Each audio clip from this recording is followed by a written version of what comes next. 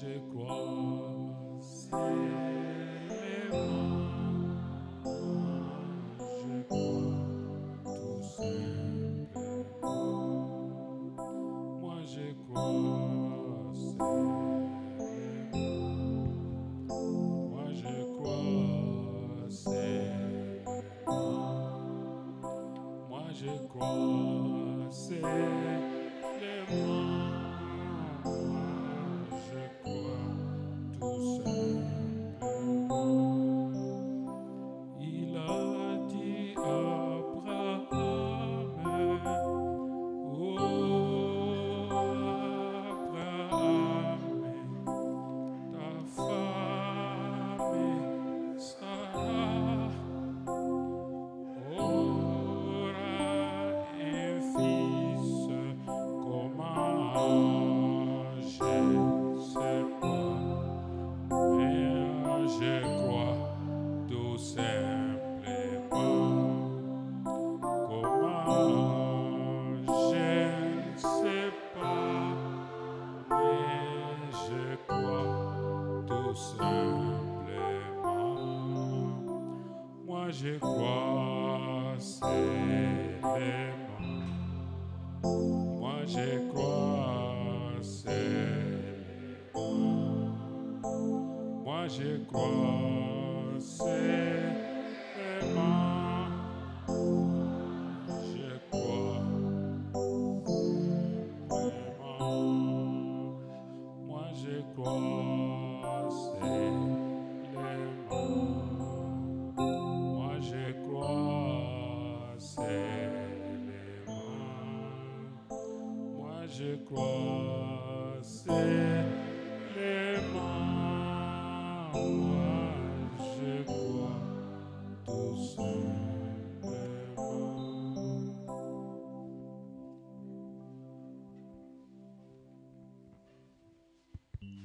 Oui, Seigneur Jésus, ce soir nous croyons encore. Raison pour laquelle nous sommes présentés devant ta face. Parce que nous savons que près de toi c'est la vie. Près de toi c'est la guérison. Près de toi c'est la délivrance. Près de toi c'est le salut. Et ce soir nous croyons que notre salut est là. Tu l'as prêté pour nous, nous venons le recevoir. Parce que le salut vient de toi. Bénis mon frère qui a traversé le seuil de cette porte. Bénis ma soeur qui a traversé le seuil de cette porte. Bénis chacun d'entre nous. Lorsque ce soir encore, tu puisses nous apporter tes oracles. Écartant l'homme du chemin et que toi-même tu viennes parler à ton peuple. Branham n'est pas mort pour ce peuple. Le pasteur David n'est pas mort pour ce peuple. Mais encore, le faible vase devant ton peuple, il n'y a que toi qui es mort. Amen. Tu as donné ton sang pour que mon frère et ma soeur et moi-même nous soyons sauvés. Amen. Laisse maintenant, comme tu n'as pas laissé des orphelins, tu es vivant, que tu parles toi-même à ton peuple. Au travers des lèvres humaines. Merci. Laisse que Christ soit révélé à tout un chacun de nous. Alléluia. Et que ce soir, en sortant de ce lieu, nous puissions crier comme les frères qui revenaient d'Emmaüs, Amen. disant, nos cœurs ne brûlaient-ils pas au-dedans de nous pendant qu'il nous parlait en cours de route? Oui, Seigneur, nous nous attendons à toi du début à la fin. Oui, Seigneur. Fais l'œuvre toi-même sous le sang de l'agneau, au nom de Jésus-Christ. Amen. Amen. Nous vous saluons chaleureusement dans le nom du Seigneur Jésus-Christ. Tunawasalimu katika jina la Bwana wetu Yesu Soyez Kristo. le bienvenu dans la maison de l'Éternel. Na karibuni katika hekalu la Bwana. C'est une grâce encore ce soir Ni neema jioni ya leo que nous puissions nous retrouver ici kwa kukutana na kwetu hapa. pour écouter les oracles de l'Éternel. Kusudi tusikie mausia ya Bwana Mungu Nous wetu. remercions notre pasteur qui nous a donné encore cette occasion de parler à son peuple. Tunamshukuru kuona ametupatia muda wa kuwa mbele za taifa lake. Nous remercions le pasteur Tunamshukuru de nous mchungaji apporter sa chair. En principe, c'est ça, c'est le bureau du kwa pasteur. kutupatia mimbari yake. Nous, c'est juste faire quelque chose Sisi ni kufanya chochote kile quand il nous le permet. wakati anaturuhusu ile. Que Dieu soit béni. Mungu abarikiwe. Êtes-vous content d'être dans la maison de l'Éternel? Ah, Est-ce que nous pouvons acclamer pour le Seigneur? amen. Alléluia. Certainement qu'il y a eu beaucoup d'événements dans la ville. Il y a eu beaucoup d'événements dans la ville. Kuna kuwa matukio mengi katika mji. Raison pour laquelle peut-être beaucoup ne sont pas là. Na njoo kwa maana mnaona Wakristo wengi hawako hapa. Il y a des deuils par ici par là. Kuna kwa vilio kuna kule. Mais nous croyons que rien n'est imprévu pour notre Seigneur. Lakini tunajua kwamba kuna kitu kia kushitukia kwa Mungu. Il connaissait tout.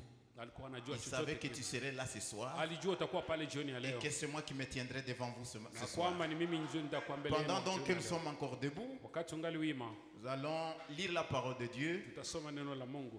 dans l'épître, du moins l'évangile selon Saint Jean. Tunasoma katika kitabu cha mtakatifu Mathayo, Jean. mtakatifu Yohana.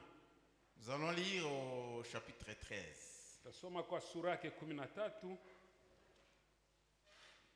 Commençons au premier verset. Tunaanza kwa mlango wake wa kwanza Nous arrivons au 7e verset. na tunateremka hadi mlango wa 7. Avant la fête de Pâques, Jésus, sachant que son heure était venue de passer de ce monde au Père, ayant aimé les siens qui étaient dans le monde, mit le comble à son amour pour eux. Basi kabla ya sikukuu ya Pasaka, Yesu hali akijua ya kuwa saa yake imefika atakayotoka katika ulimwengu kwenda kwa Baba. Naye aliwapenda watu wake katika ulimwengu. Pendant le souper, lorsque le diable avait déjà inspiré au cœur de Judas Iscariote, fils de Simon, le dessein de le livrer. Hata wakati wa chakula cha jioni, naye Ibilisi alikuwa amekwisha kutia Yuda mwana wa Simeo Iskariote nayo ya kumsaliti. Jésus, qui savait que le Père avait remis toutes choses entre ses mains et qu'il était venu de Dieu et qu'il s'en allait à Dieu, Yesu hali akijua ya kuwa Baba amempa vyote mikononi mwake na ya kuwa alitoka kwa Mungu naye anakwenda kwa Mungu, se leva de table, ôta ses vêtements et prit un linge dont il se ceignit.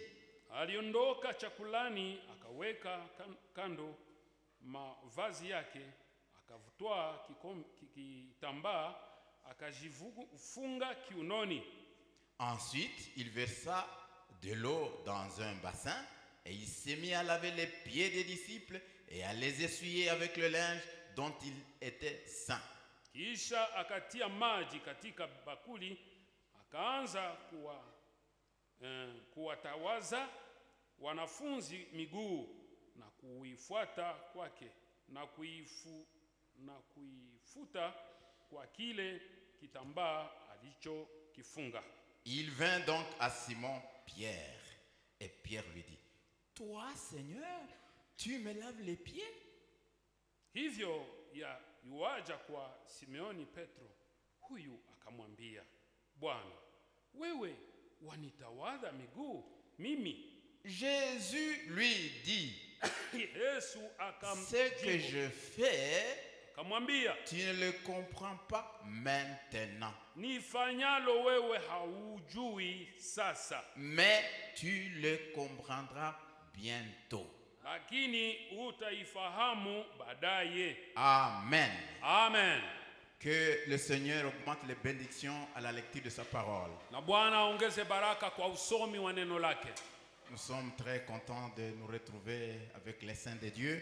Tunakuwa na furaha kukutanana na watakatifu wa Mungu. Et retenez que vous n'êtes pas n'importe qui. Na mjue ya kwamba hamuko aizuru nani. Ma sœur, tu n'es pas n'importe qui. Dada, hauko aizuru nani. Mon frère, tu n'es pas n'importe qui. Ndugu, hauko aizuru nani. Parce que tu as été racheté par le sang précieux du Dieu vivant.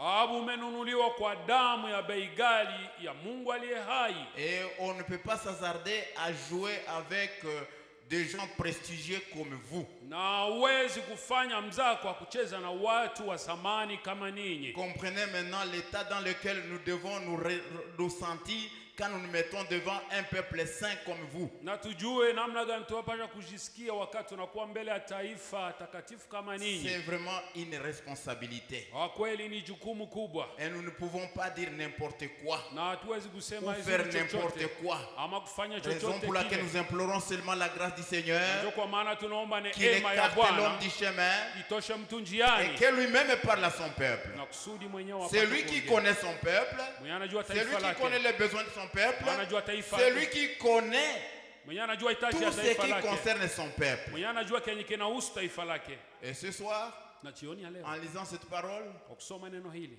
peut-être que beaucoup pensaient que c'est le lavage de pieds, huenda watu wengi walifikiri tutanawishana miguu. mais nous allons nous inspirer de ce passage Lakini tutaweza kujivuvia pour kwa parler de quelque chose, andiko hilo kwa kuzungumzia jambo fulani. dire qu'est-ce qu'il faut pour être un chrétien. Lakini yenye kusema ni nini inafaa kusudi tuwe wa Kristo. Mon frère, ma soeur, Ndugu na dada, qu'est-ce qu'il faut pour que vous soyez un chrétien? inatubidi nini kusudi tuweze kuwa wa Kristo? On peut changer et dire ceci. Tunaweza badilisha, tunasema Dire, hivi. Philippe, Eti Filipo, qu'est-ce qu'il te faut pour que tu sois un chrétien? inakubidi nini kusudi uwe Mkristo? Alors à ce moment-là, chacun va mettre son nom à la place. Na hapo sasa kila mtu Et ataweka là, jina nous lake allons kwa cheminer hiyo. très bien. Na hapo tasonga mbele mzuri. Amen. Amina. En d'autres termes, Kwa namna nyingine, ce sujet signifie tout simplement hii nakili ni kusema tu être chrétien, kuwa c'est Mkristo être semblable à Christ. ni kuwa kama Ou en Kristo. d'autres termes, Na hao namna quand on nyingine, te regarde, wakati on voit wanakuangalia Christ. wanamuona En Kristo. d'autres termes, tu deviens l'image Ni kusema namna de nyingine Christ. Alléluia. kuwa picha ya Kristo. Qui voudrait être l'image de Christ Ni ce nani soir? anataka kuwa picha ya Kristo jioni? Moi-même, je voudrais être l'image de Christ. Haleluya, na mimi nataka niwe picha ya Kristo. Amen. Amina. Et Christ veut réellement que nous soyons ses images. Na Kristo anataka tuwe picha yake. C'est pour cela qu'il est mort à la croix. Na ndio kwa maana alikufa juu ya Il a msalaba. pris notre place Akakamata fasi yetu pour que nous devenions lui. ili tuwe yeye. C'est toi et moi qui allons mourir à la Ni croix. sisi njoo tulipasha Parce kufa que nous fasi yake. étions des hommes terribles, des hommes qui ne méritaient même pas la vie. Hapo tulikuwa watu ambao hatukuwa na stahili uzima. Mais il a dit, je les ai aimés. Lakini alisema ni wapenda L'amour wale. est arrivé au comble. Na upendo Il a umefika donné mwisho. sa vie. Na akapana C'est uzima. puisqu'il t'a aimé, ma soeur. Kusudi akupate dada. Puisqu'il t'a aimé, ma soeur. Kusudi ya Puisqu'il kuona t'a aimé, alikupenda il t'a aimé, dada. mon frère. Kuona alikupenda Et il ndugu. m'a aimé. Na akanipenda nami. Il est monté à la croix. Akapanda juu ya msalaba. Et alors, il voudrait que nous suivions ses traces. Anapenda tufate nyayo zake. Et alors, nous allons voir ce soir. Na hapo tutaona Quelles sont jioni les ya leo. traces de Jésus-Christ? Nyayo za Bwana ni gani? Nous allons lire le prophète. Tutasoma nabii. Les images de Christ, Eti hizo picha za Kristo au paragraphe 3. kwa mlango wake wa 3. Dernièrement, nous parlions devant des hommes d'affaires, Eti siku zilizopita tulikuwa naongea mbele ya wafanyabiashara. des avocats, Hao maavoka, des watetezi ndiyo et ainsi de suite. na kadhalika. Et ils ont dit, Wakasema, l'un d'entre eux me demanda quel était mon principal objectif ici-bas. na mmoja wao wakaniuliza, eti shabahi yako kamili chini ya jua ni gani? J'ai répondu, Nikamjibu, j'en ai un. ninayo moja. Et il dit, Na akasema, quel est-il? eti ni gani? J'ai dit, Nikasema, sauver les âmes eti kuokoa nafsi à Christ. kwa Kristo. C'est la seule chose que j'ai, point. Na ni kitu kimoja niliweza nukta 3. Ma plus grande ambition Eti shauku yangu kubwa et unique ambition, na moja ya maisha, l'unique ambition shauku moja est de voir Jésus-Christ glorifié. Ni kumwona Yesu Kristo akitukuzwa. Je vis dans ce but. Naishi katika shabaha. Amen. Amina. Ce soir, Jioni ya leo, si je me tiens ici, kama ninasimama hapa, si le pasteur David vient ici, na kama mchungaji David si anafika n'importe hapa, quel prédicateur vient ici, kama kila mhubiri anafika si hapa, le but shabaha moja, ne pas glorifier Jésus-Christ, kama shabaha sio ya kutukuza au Kristo départ, kwa mwanzo, nous avons raté l'objectif. manake tumeepa. Et si tu es venu lengo. ce soir, Na kama ulifika jioni ya leo, ma soeur, da pour user ta robe ou ta jupe, kusudi uharibishe mon nguo yako, frère, pour user ton pantalon inutilement, kusudi si uharibishe ce n'est pas vazi pour lako glorifier bure, le Seigneur Jésus-Christ, sio kwa kumtukuza Bwana, tu as raté l'objectif. umeramba, umepuka au umepita kando L'unique shabaha. objectif qu'un chrétien devrait avoir, Shabaha moja Mkristo c'est alipaswa de kuwa voir nayo Christ glorifié. ni kumwona Kristo C'est-à-dire ametukuzwa, Christ élevé Kristo ameinuliwa et l'homme rabaissé. na mwanadamu ashushwe. Une robe d'occasion. Ti lile nguo la kombo 26. 26. Et quel grand et glorieux temps est-ce? Eti ni tunu gani kubwa hii? Grand et glorieux temps. Wakati.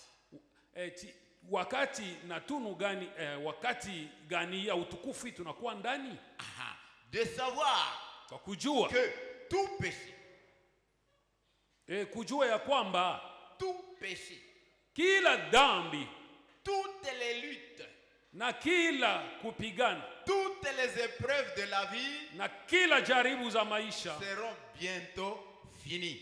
sitafikia mwisho C'est ce que sasa je voudrais hivi. vous dire ce soir, mes frères. Haleluya. Toutes les peines que nous rencontrons, Eti hizo shida les difficultés que nous rencontrons, na matatizo les luttes que tunakutana nous avons, na vita les tunavyo obstacles que nous avons, na mahusiano tunayo, dissipent na kwa siku bientôt, chache, très bientôt. muda si Tout muda mrefu, sera fini. yote itakwisha, Tout sera fini. yote Et itakwisha. alors, quand tout est fini, Wakati yote mon imekwisha, frère, ndugu yangu, ma soeur, dada yangu, tu seras où? utakuwa wapi? Nous nous battons pour construire des maisons. Tunapigana kwa Nous kwa nous battons kujenga. pour avoir 5 cm de la parcelle du voisin. Tunagombana kwa ajili ya kupata santimetre Nous 5 prenons za des kiwanja dettes que nous jirani. ne payons pas. Nakamata deni tusizilipa. Sachez, Najua ces choses-là pour lesquelles nous luttons, juu ya mambo ile ces choses-là pour tunaopigania, lesquelles nous peinons, juu ya ile mambo tunaopiga bientôt, très tesekania, bientôt, muda si tout muda, sera fini. yote itasimama, Et quand tout est fini, yote itaisha.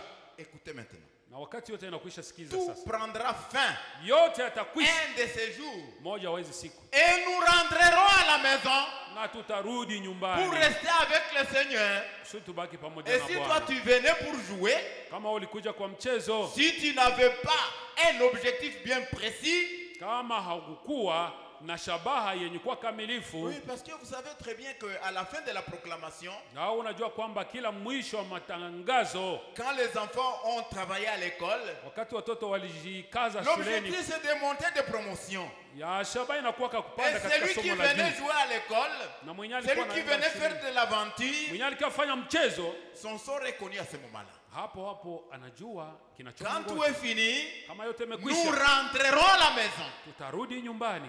À la maison où? Nyumbani wapi basi?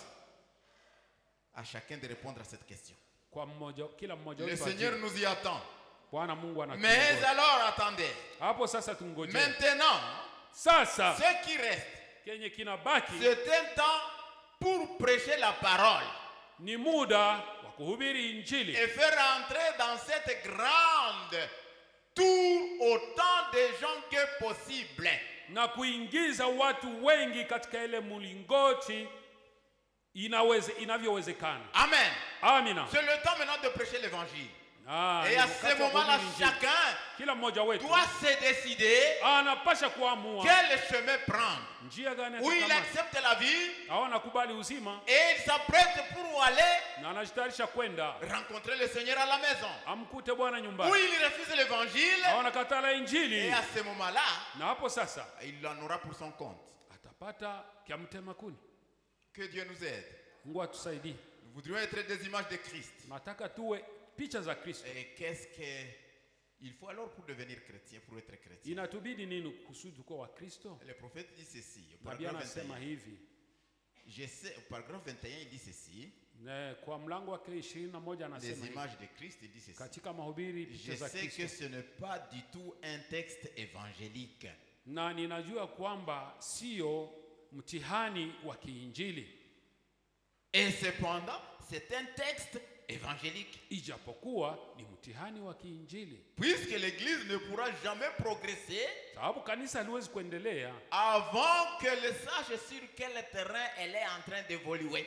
na kama haijue ni kwa njia gani anasonga ama anasongea mbele. Amen. Ndio. On ne peut pas continuer sans savoir là où l'on va. Hauwezi kuendelea na haujui kunaenda wapi. L'autre fois, nous étions dans le véhicule avec les collègues. Siku zilizopita tulikuwa katika gari na ndugu wengine. Il pleuvait. Ilikuwa inanyesha. Et à un certain moment, Muda nous fulani sommes arrivés quelque part. tulifika fast fulani. Un des collègues a posé la question. Mmoja wetu akauliza, Nous sommes où? tuko wapi basi? Nous sommes où? Tuko wapi? Ça, c'est très important pour un voyageur. Ni ya muhimu kwa msafiri. Tu dois savoir là où tu es. Unapasha jua uko Est-ce que wapi. tu es déjà arrivé? Umeshafika? Est-ce que tu es à mi-chemin? Uko njiani Est-ce tu. qu'il te faut encore des milliers de kilomètres? Hawena kubidi Et tena tu dois kilomita savoir. kubwa. Unapasha jua Le pia. prophète dit ceci. Nabii anasema hivi. Et je crois qu'avant qu'une personne ne puisse jamais aller de l'avant Eti mbele mtu apate kusonga mbele, ou avoir une foi assurée, kusudi apate imani ambayo inahakikishwa, elle devra premièrement savoir où elle se tient. anapaswa kujua anasimamia juu ya nini. Écoute bien Philippe. Sikiliza Tu dois vizuri savoir Lazaro. maintenant où tu te tiens. Unapaswa kujua unasimamia wapi. Oui mon frère. Ndiyo ndugu. Oui ma soeur. Ndiyo Tu dada. dois savoir où tu te tiens. Unapaswa kujua unasimamia wapi. Et comment s'y tenir après avoir pris position. Na unasimama namna gani badala ya kukamata msimamo. Je crois que c'est l'essentiel. Ni ya muhimu kabisa. Amen. Amina. C'est le prophète qui l'a dit. Ni nabii ndiye Et nous anasema. le croyons. Na Ce tunaiamini. soir, chacun devrait s'examiner. Jioni ya leo kila mtu alipasha Nous voudrions jichunguza. être des images de Christ. Tunapasha Tu kuwa dois mapicha savoir za là où Kristo. tu te tiens. Unapasha kujua unasimamia wapi. Alléluia. Amen. Je crois que c'est l'essentiel. Najua ni ya muhimu sana. Car Sababu vous ne pouvez pas plonger la tête premièrement avec foi dans quelque chose hauwezi kuingiza kichwa chako ndani ya pamoja na imani kwa kitu kenye haujui. quand vous ne savez pas dans quoi vous plongez. Kama haujue ni wapi unaingiza kichwa chako. Ça c'est très important. Ni ya muhimu sana. Il faut être un peu comme l'iguane. Vous connaissez l'iguane? Inabidi kuwa kama vile huyo mnyama aina iguana. L'iguane, c'est une sorte de lézard. On l'appelle chibululu ici. Wanamuita chibululu kwa lugha zetu za hapa. Vous le connaissez? Unamjua? Vous le voyez, c'est ça l'iguane. Hiyo ndio wanaita iguana. C'est un animal très très prudent. Ni mnyama ambaye anakuwa mwangalifu sana tena sana. Il monte sur un arbre. Anapanda kwenye mti. C'est un petit animal comme ça. Kama mnyama kadogo Mais hivi. quand il est en train de monter sur l'arbre, Lakini anapokuwa kipanda juu ya mti, il fait 2 ou 3 pas. anafanya hatua mbili ama tatu, Il touche l'arbre. anaugusa mti, anautikisa. Ça ne va pas me faire tomber. Je, haitaniangusha huu mti. Il avance.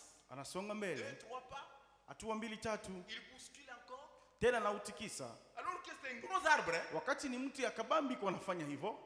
Moi je me suis dit, quand j'ai observé cet animal, je me dis, il est prudent. Mimi nikatizama huyu mnyama nikasema na Mais nous avançons, goulou, comme on le Lakini dit. sisi tunasogea tu Nous ne kichwa savons pas kichwa. si nous sommes encore sur la ligne. Hatujui kama tungali Ou tena si kwenye nous ne sommes plus sur la mstari ligne. ama tulishauacha Nous mstari. devions vérifier. Tulipashwa kuchunguza Comme les wenyewe gens de Béréen. kama vile On wanaberea leur annonçait l'évangile. wakawatangazia Ils injili, revenaient. nao walikuwa Ils wanarejea vérifiaient. wanachunguza. C'est très important. Ni ya muhimu sana. Vous ne devez pas plonger dans des choses. Hauwezi kujichomvia ndani ya mambo, Et surtout à l'heure où nous vivons aujourd'hui. zaidi kwa wakati ambao tunaishi kwa siku ya leo. Et si notre foi Na kama imani est yetu bien établie inawekwa et vizuri, dans la bonne position, tena iko katika msimamo elle mzuri, donne une constante satisfaction. inatupatia toshelezo ambayo Hallelujah. inakuwa ya kila mara. Si nous sommes ancrés Kama tunaweka nanga dans le prophète, ndani ya nabii, ayant les 2 ailes, ukiwa na mabawa mawili, alléluia, amen, conduit par la révélation, ukiongozwa na ufunuo, on ne se trompera pas. Hapo hatutajidanganya kabisa. On saura qu'on y va réellement. Tutajua ya kama tunaendea Nous wapi kabisa. regarderons la doctrine. Tutaangalia Nous mafundisho, regarderons la conduite. tutaangalia Nous mwenendo, regarderons na l'ordre. tutaangalia pia Et utaratibu. si nous sommes debout là-dedans, Na kama tunasimama wima nous pouvons huko, avancer. tunaweza kusonga mbele. Sans quoi, Kama sivyo, nous risquons d'avancer tunaweza jikuta tunasonga sans mbele savoir où nous allons. bila kujua tunaelekea wapi. Vous devez savoir Mnapaswa jua ce que vous faites. kile ambacho uko Oh, nakifanya. je vais y revenir là-bas. Nitarudilia pale kidogo. Alors, je dois savoir Napaswa jua ce que je fais. kile ambacho niko Oui, mon nakifanya. frère. Ndiyo ndugu Est-ce que yangu. tu sais réellement ce que tu Je, fais? unajua kweli kweli kile Oui, ambacho ma unafanya? soeur. Ndiyo dada Est-ce que yangu. tu sais réellement ce que tu Je, fais? unajua kweli kweli kile Ne ambacho soyons pas unakifanya? comme des clochards Tusiwe kama vile qui ne magogo savent pas là où ils vont. wanaotenga d'où ils tenga hawajui viennent. wanaelekea wapi na wanatokea Nous wapi. devions avoir une position. Tunapaswa kuwa na tunasimamia. Nous sommes des chrétiens. Sisi ni Wakristo. Nous devons être sûrs que ce que nous faisons, c'est la Tunapaswa parole kuwa de na Dieu. hakika ya kwamba ile ambayo tuko tunaifanya ni neno la Mungu. Quelque chose me vient en tête. Kitu moja nanijia kwenye kichwa, Et je vais le dire. nitaisema. Toi, ma soeur, Wewe dada yangu, ma jeune soeur, dada yangu kijana, tu as vu un frère sur Facebook. uliona ndugu moja kwenye Facebook, Il te parle. kaanza kukuzungumzia, Il commence à te dire des choses. kaanza kuambia mambo, Tu acceptes. unayakubali. Est-ce que tu sais là où tu vas? Je, unajua unaelekea wapi kweli? Dans quoi tu es? Unajua katika mambo gani umeingia? C'est le fait. C'est le Facebook. Ni Facebook hapo. Qui est le pasteur du Facebook? Nani ndiye anakuwa mchungaji wa Facebook basi? Mes frères, Ndugu zangu we, vous qui vous hasardez à parler aux sœurs dans le Facebook, ninyi ambao mnakamata bahati mbaya kuanza waongelesha dada kwenye Facebook. qui est votre pasteur au Facebook? Nani ndiye mchungaji wenu hapo kwenye Facebook? Quand vous vous aventurez dans les choses, vous devez savoir ce que vous faites. Unapojiingiza katika mambo yako urugaruga, jua unafanya nini hakika. Malheureusement, ce sont nos sœurs qui sont les premières victimes. Kwa bahati mbaya dada zetu ndio wanakuwa wale ambao Vous devriez réfléchir 2 fois avant de répondre à un appel Facebook. Mnapaswa kuwaza mara pili mbele ya kuitika kujibu swali wanakupatia. Et la stratégie de ce jour, na mbinu za siku ya leo, quand on veut donner un cadeau, unapotafuta kupana tunu fulani, au lieu de rencontrer la personne à qui on va donner le cadeau à la maison, pale kumtana mtu ambaye unataka kumpatia tunu kwenye nyumba yake, rencontre-moi quelque part ici où je suis. aseme nikute mahali fulani hapa anapokuwa. Et la suite, vous comprenez ce que ça Na donne. cha kufuata mnajua nini kitaendeka. Et les gens, ils vont goulou Na goulou. watu wanaenda tu kichwa kichwa. Avant de faire quelque chose, Mbele ya kufanya jambo lolote, rassurez-vous que ce que vous faites, hakikisheni ya kwamba ile ambayo mnaifanya, est-ce que c'est normal? je, inakuwa katika Et utaratibu? c'est par rapport à la parole de Je, Dieu. inalingana na neno la Mungu? Même tout ce que nous pensons. Hata yote ambayo tunayawaza. Parce que la parole de Dieu nous dit Kwa kuwa neno la Mungu linatuambia que tout ce qui est juste, na yote ambayo inakuwa ya haki, tout ce qui est agréable, yote ambayo inakuwa ya tout mzuri, ce qui est vrai, yote ambayo inakuwa soit ya l'objet de kweli, nos pensées. iwe ndiye chambo ya mawazo letu. Quand vous irez par-ci par-là, Unapoenda kuwagaga au kuna kule, vous devenez comme un clochard. unakuwa kama vile maibobo. Mais la parole de Dieu nous dit, vous devez savoir. Japokuwa ce neno la Mungu que vous linatuambia, faites. unapaswa jua Vous rencontrez un frère, tu vas où frère? Unakutana na ndugu, unaelekea wapi? Il ne sait pas. Mwenyewe hajui anaenda wapi. Et n'importe qui peut le détourner. Na mtu yote anaweza kukutana na mwambia. Mais si twende tu as un mambo objectif, hivi. Lakini kama una tu lengo quittes lako, la maison unatoka nyumbani pour aller à l'église. kwenda kanisani. Quelqu'un ne va pas te détourner quand tu dis que je vais à l'église Hakuna à mtu atakugeuza 9h50, njia à 8h50. yako. Unaposema mwenyewe itabidi ou à uende 15h. saa 3 kosa dakika 10. Si tu le vois commencer à te perdre le temps, tu vas lui dire, mon cher, si c'était seulement bonjour, je pense que ça suffit, je vais à l'église. Mais quand vous vous permettez d'être oisif, lakini unaporuhusu mwenyewe uwe pale wa kuzembazemba, le diable est là. shetani Il anakuingia, nous regarde. anatutizama, Il t'étudie très bien. anajifunza wewe vizuri. Hier, je l'ai vu comme ça. Asema jana nilimuona alikuwa hivi, Avant-hier encore. juzi tena alikuwa Et hivi, aujourd'hui, na leo tena. c'est là que je vais l'attendre. Hapo ndipo nenda Il mkumngojea. t'attendra sur ce chemin-là. Parce Shetani qu'il te voit atakungojea réellement kwa que ile tu ne njia. fais rien. Kwa kuwa anaona ya kwamba hakika hakuna kenye Je huko ne sais pas si je me fais unafanya. comprendre là-bas. Sijui kama niko naeleweka, Mais je crois que le Saint-Esprit va vous faire comprendre. lakini naamini kama Roho Mtakatifu Vous atawaelewesha. devez savoir ce que vous faites. Mnapaswa jua nini Vous huko devez unafanya. avoir foi en en ce que vous faites. Unapasha kuwa na imani muile ambayo Maintenant, uko quand ce unafanya. garçon t'appelle dans un cabaret là-bas, Sasa ule kijana anapokuita il te mkabala dit, moja hivi. c'est juste un jus que nous allons Aseme prendre. tutachukua tu ni jii. Réellement, Kweli kabisa. en prenant ton jus dans un cabaret, Utakapokuwa est-ce unakunya que tu jii as yako foi en cela? na unaketi mkabare, je, unaamini kukunyia jii mkabare? Est-ce que tu as foi en cela? Je, unaamini hivyo? Que Dieu nous aide. Mungu atujie msaada. Alors que Wakati nous devons être les kuwa images de Christ. wakilishi ama Qu'est-ce qu'il picha za faut Kristo. pour être un chrétien? Nini kinabidi basi kwa C'est ajili là ya que kuwa nous sommes. Mkristo? Ni hapo ndipo tuko. Par conséquent, Kwa hiyo on entend dire toujours nazoea kusikia wanasema cette expression. masemi haya, Oh, mais mais qu'est-ce qu'un chrétien? basi Mkristo ni nani? Ce soir, Hiyo ni ya leo. posez-vous cette question. Jiulize na wewe. Qu'est-ce qu'un chrétien? Est-ce que je Nini suis un basi chrétien? Mkristo? Je, niko Mkristo kweli? Puisque je suis venu m'asseoir à l'église, est-ce Kwa que je sababu suis nilikuja chrétien? kuketi kanisani, je, hiyo Il y en a inanifanya niwe beaucoup qui Mkristo? viennent ici Kuna s'asseoir. wengi wanakujaka hapa kwa kuketi tu.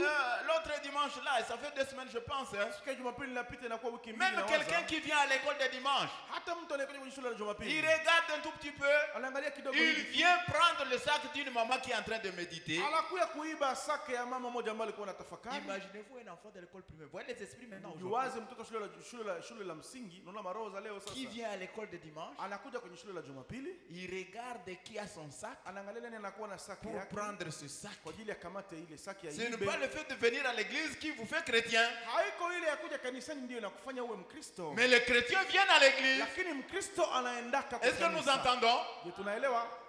Et le prophète dit, Na nabii il y en anasema a d'autres qui disent, moi je fais des œuvres philanthropiques.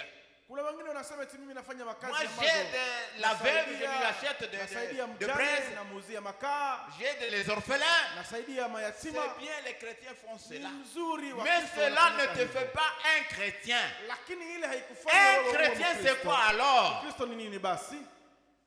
Voilà. Et il y en a d'autres qui pensent qu'à prendre la coiffure de Jésus-Christ, ils deviennent des chrétiens. Wengine wanawaza kama kutengeneza nywele zao kama vile za Yesu Kristo wanakuwa Il y en a Wakristo. d'autres qui commencent à mettre le chapeau comme William Barion. Wengine wanaanza kuvaa kofia kama vile William Marion Est-ce que Branham. ça le rend réellement croyant de ce message? Je, wakivaa hivyo inawafanya wawe kabisa kabisa waamini wa hii ujumbe. Ce n'est pas le physique. Haiko cha kuonekana kwa mwili. Et ce n'est pas le physique qui te rend chrétien. Na sio hiko Et kinakufanya uwe beaucoup Mkristo. de gens veulent se faire des chrétiens. Na watu wengi wanapenda Et c'est kujifanya ça l'incomble, wenyewe mes wa chers Kristo. frères. Na hiyo ndio Le inakuwa prophète shida en zangu. parle. Nabii Beaucoup de anayazungumzia. gens veulent se rendre des chrétiens. Watu wengi wanapenda kujifanya Mais wa ce n'est Kristo. pas ça. Lakini haiko hivyo. Mais qu'est-ce qu'un chrétien? Basi Mkristo ni nani? Certains ils limitent cela au fait d'aller à l'église. Wamoja wanasema Mkristo ni wa kwenda kwa kanisa. D'aucuns diront qu'un chrétien, c'est un membre d'église. Wengine wanasema eti Mkristo ni mwanamemba wa Quelqu'un kanisa. qui s'affilie à l'église. Mtu ambaye anajiunga kwa Je kanisa crois que fulani. tout chrétien devrait le faire. Naamini kila Mkristo Mais anapaswa je ne kufanya. crois pas que c'est le christianisme. Lakini siamini ya kwamba hiyo ndio inakuwa Voyez? Ukristiani. Mnaona?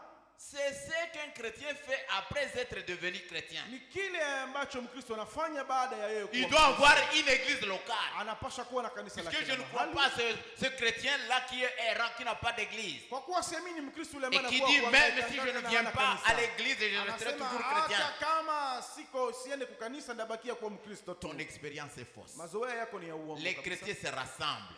Mkristo Si anakusanyika na wengine. vous lisez dans Actes 1er, Kusoma katika Matendo ya Mitume Avant sura la ya kwanza, Pentecôte, mbele ya Pentekoste, ils n'avaient pas encore le Saint-Esprit, walikuwa hawajakuwa na Roho mais ils Mtakatifu se bado. rassemblaient. Lakini hata hivyo walikuwa wanakusanyika pamoja. Amen. Amen. Quand vous allez dans Acte 2, Unapoenda Matendo ya quand Mitume sura ils ya ont eu le pili, Saint-Esprit, walipopata Roho ils se Mtakatifu rassemblaient. wakaendelea Quand tu dis kusanyika. que tu ne peux plus te rassembler parce que tu as déjà le Unaposema ya kwamba Saint-Esprit, wewe hautakusanyika kwa kuwa ulikuwa na ton Roho Mtakatifu, expérience est fausse. jua ya kwamba mazoea yako ni ya mubaya. Amen. Amen. Ils se rassemblaient. Walikuwa Et wanakusanyika c'est là tous les jours, na tena kila siku, régulièrement. tena kawaida, Au point que chez le Jean-Marc, kwa nukta kwa ndugu Jean-Marc, pendant que l'autre, Pierre, était incarcéré, wakati ndugu Petro alikuwa anafungwa gerezani, il savait que les genoux peuvent ouvrir le prix. wao walikuwa wanajua ya kwamba magoti naweza Est-ce kufungua. que tu sais que tes genoux peuvent te faire arriver là où tu n'arriveras jamais? Je, Même- unajua kama magoti yako yanaweza kufikisha mahali Même ambapo si le haungefika président de la kama- République le décidait, hata kama president wa nchi angeamua, oui, ndio Il peut t'acheter un avion, un billet d'avion. Anaweza kununulia tiketi Il ya te dit ndege. va en Amérique. Nakwambia nenda Tu montes Marekani, l'avion unapanda ndege ya et tu n'y usafirishaji, arriveras pas. hautafika Parce huko que l'avion peut cracher. kwa kuwa ndege inaweza Mais kuanguka. quand Jésus te dit, Lakini wakati Yesu va anakuambia maintenant, nenda je sasa t'autorise à aller. na kuamuru Là où il uende a décidé, kwenye Yesu tu y aliamua, arriveras sans faille. utapafika Et ça, je le bila crois. shida yoyote. Qu'il Na neige ou qu'il hiyo pleuve, naiamini. quand Jésus Bafu décide, yanguke, mvua inyeshe, il a le dernier mot. wakati Yesu anaamua, Tous ndio les neno la hommes, mwisho. tous les hommes, Wanadamu wengine ils ont wote l'avant-dernier mot. wawa na neno la mbele ya Tous mwisho. les hommes, Wanadamu wengine ils wote ont l'avant-dernier mot. wana neno la Il n'y a mbele ya qu'un seul mwisho. qui a le dernier mot sur ta Kuna vie. mmoja pekee yake neno la mwisho kwa maisha yako. Même ton père n'a pas le Hata dernier mot. baba yako hana neno la mwisho kwa Même maisha ta yako. mère n'a pas le dernier Hata mot. mama yako hana neno la mwisho kwa maisha yako. Il y a un seul. Kuna mmoja pekee C'est le yake. Seigneur Jésus-Christ. Bwana Donc, Yesu nous Kristo. avons intérêt Sema sisi à tuna le faida ressembler. ya kumfanana Yesu Kristo. Amen. Amen. Que Dieu vous bénisse. Mungu abariki. Ce soir, Jioni ya leo le Seigneur voudrait que nous le ressemblions. Bwana anapenda tumfanane. 26, 29, les images de Christ. Picha za Kristo, Mahubiri 29. D'autres diront, Wengine watasema non, c'est le fait d'aller à l'église hapana, ni hiyo ya kwenda et de kanisani servir une déclaration de credo na kukuwa kunafanya jinsi mapokeo yetu inasema et d'être loyal na kukuwa mwaminifu avec les enseignements qu'apporte notre église. kwa mafundisho ambayo kanisa yetu inatupatia. Et il y en a d'autres qui diront Kuna wengine watasema que de porter un petit quelque chose sur eux, ya kwamba wakivaa kitu fulani juu yao une petite croix kamsalaba hivi ou autre ama chose, kitu kingine, que c'est ça le signe d'un chrétien. ya kwamba hiyo ndiyo alama ya Mkristo. Parce qu'il y en a d'autres qui portent les effigies du prophète. Kuna wengine wanakamata hata na picha za Je nabii. ne suis pas contre cela. Mimi siko zidi ya hiyo hapana. Mais Lakini ce n'est pas ça le signe d'un chrétien. hiyo siyo alama ya Mkristo. Et ensuite, certains d'autres croient Na wengine baadaye wanaamini que s'ils allaient brûler une chandelle ya kwamba wakaenda ou kuchoma faire pénitence, vumba fulani et que cela, c'est être chrétien. ya kwamba hiyo ndiyo kuwa Mkristo. D'autres disent, s'ils étaient simplement immergés dans l'eau, Kama wangeweza, wengine wanasema eti kama wangeniingiza mu maji tu et s'ils faisaient quelques sacrifices, na wangelijitolea kwa namna ou moja donner hivi, des biens à l'église, ama kupana mali fulani kwa ou kanisa, aider le ama voisin, kusaidia ou jirani, acheter du charbon en ama aveugle, kununua makaa kwa huyo ou des souliers à mjane, l'orphelin. ama kumnunulia viatu yatima. Point. Nukta. Le prophète dit, Nabii anasema ce sont les actions qu'un chrétien devrait faire. yale kusaidiana ni matendo ambayo Mkristo anapaswa fanya. Est-ce que nous nous suivons très Je, bien? tunafuatana vizuri? Ce sont des actions que un chrétien devrait faire. Yale ni matendo ambayo Mkristo Mais anapaswa fanya. cela ne fait pas de pour autant des chrétiens. Lakini hata kama wanavifanya hivyo, haiko hiyo ndio inayofanya wawe Wakristo. Quand on est chrétien, on fait ces choses. Wakati mtu ni Mkristo anafanya Mais mambo ce n'est yale. pas en le faisant qu'on devient chrétien. Lakini si wakati unaifanya ndio kusema unageuka kuwa Non, Mkristo. mon frère. Hapana ndugu yangu. Ce n'est pas en le faisant qu'on devient chrétien. Si kwa kuifanya ndio unageuka Les kuwa chrétiens Mkristo. font cela. Wakristo wanafanya D'autres mambo kama diront yale. encore, Wengine watasema Si tena vous placez une image de Christ dans votre automobile, kama unatia picha fulani ya Kristo ndani ya gari lako ou sur votre mur, ama kwenye kibambazi que nyumbani cela kwako, est le signe d'un chrétien. hiyo ndio alama ya kuonesha kama uko Eh Mkristo. bien, toutes ces choses sont très bien. Vema, nabii anasema mambo yale yote Mais ni je ne vizuri. crois pas que Lakini siamini le ya fait kwamba de porter une ile image ya kuvaa picha fait de fulani vous un ndiyo chrétien. inakufanya uwe Mkristo. Hapana.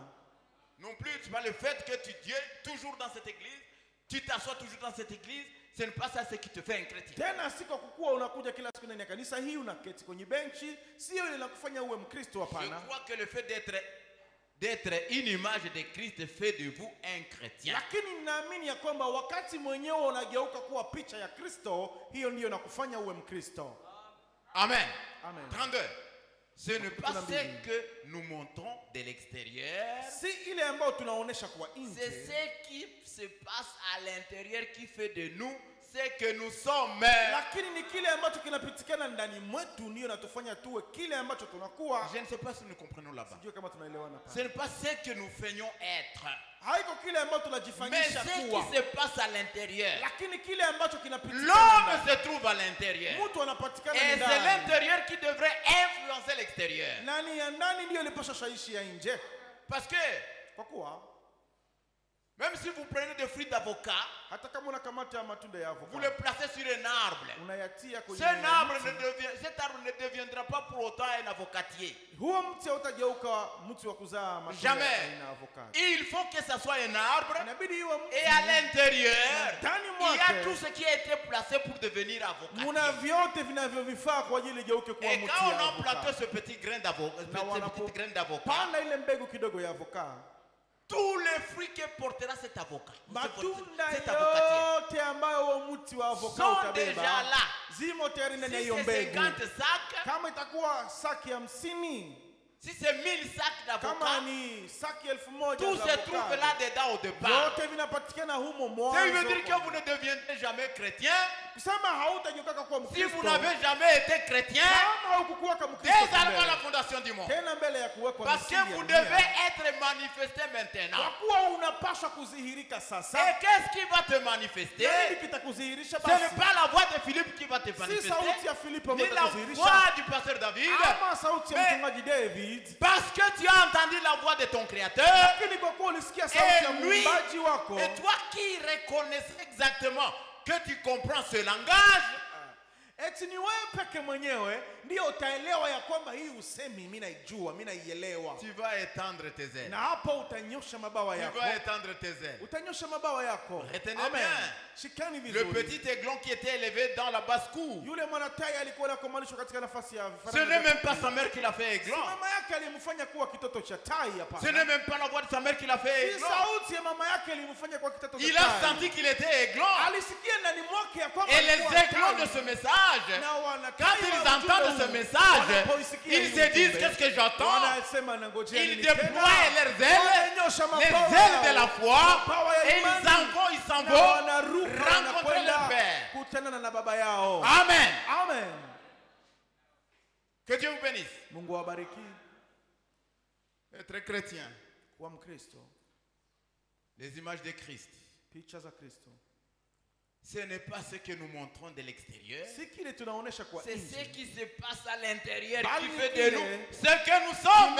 Alléluia. Kinachopatikana ndani kinatufanya tuwe kile tulicho. Et c'est ce qui a fait la différence entre l'aiglon et les poussins. Na hiyo ndio ikafanya tofauti katika kitoto cha tai na Et puis, vitoto vya et les kuku. poussins ont regardé l'autre s'envoler. Baadaye vifaranga vikuu vikaona mwingine anajerukia Peu wake. importe comment ils essayeraient aussi de voler, Hata nao wangelijaribu kuruka kwa namna ils ne gani, parviendraient pas. hawataweza Parce kuruka. qu'au départ, ce sont des poussins. Kwa kuwa kwa kuanza wao ni vifaranga vya kuku, Mais l'aiglon, c'est sans problème. lakini mwanatai yeye ni Raison bila pour shida. laquelle on ne force même pas pour devenir chrétien. Ndiyo kwa sababu hautajikaza kaza hata kwa kukuwa Mkristo, hapana. Maintenant, aujourd'hui, Sasa leo les gens sont en train de se pervertir. watu wako wanajipovusha wenyewe, Ils sont nés filles.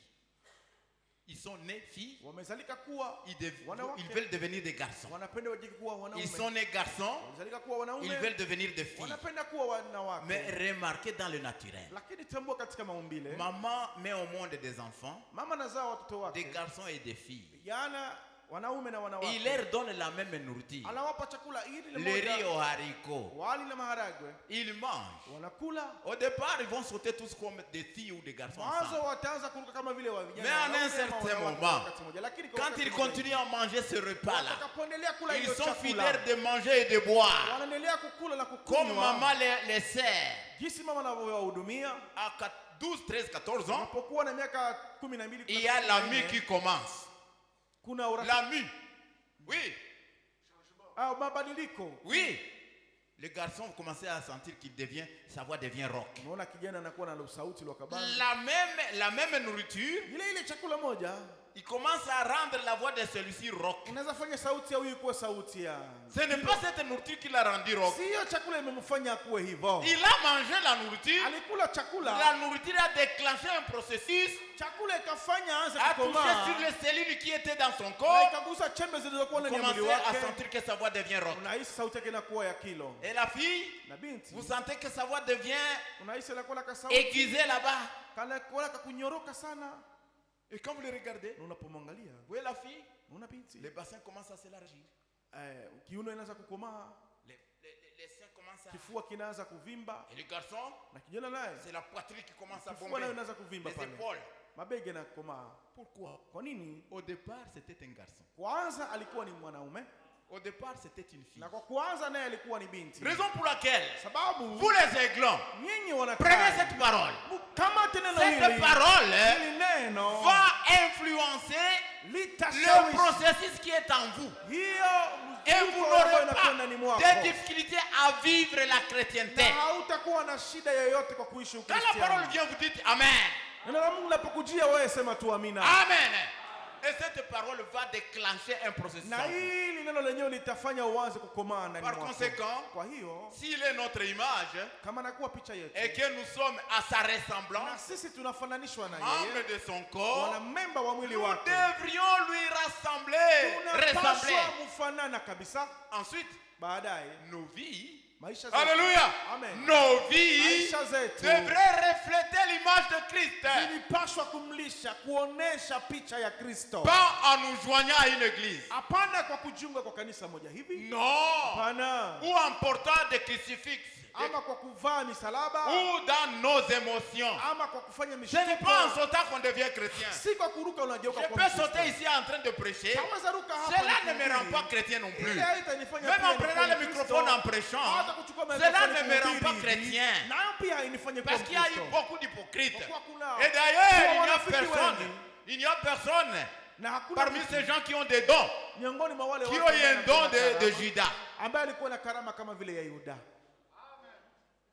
Il est allé dans les campagnes Kana ndani ya et makampeni il est revenu. na akarejea Parmi les 12, il a dit, miongoni mwa wale 12 akasema, même les démons nous obéissent. hata mapepo nazo zinatutii. Vous comprenez? Unaelewa?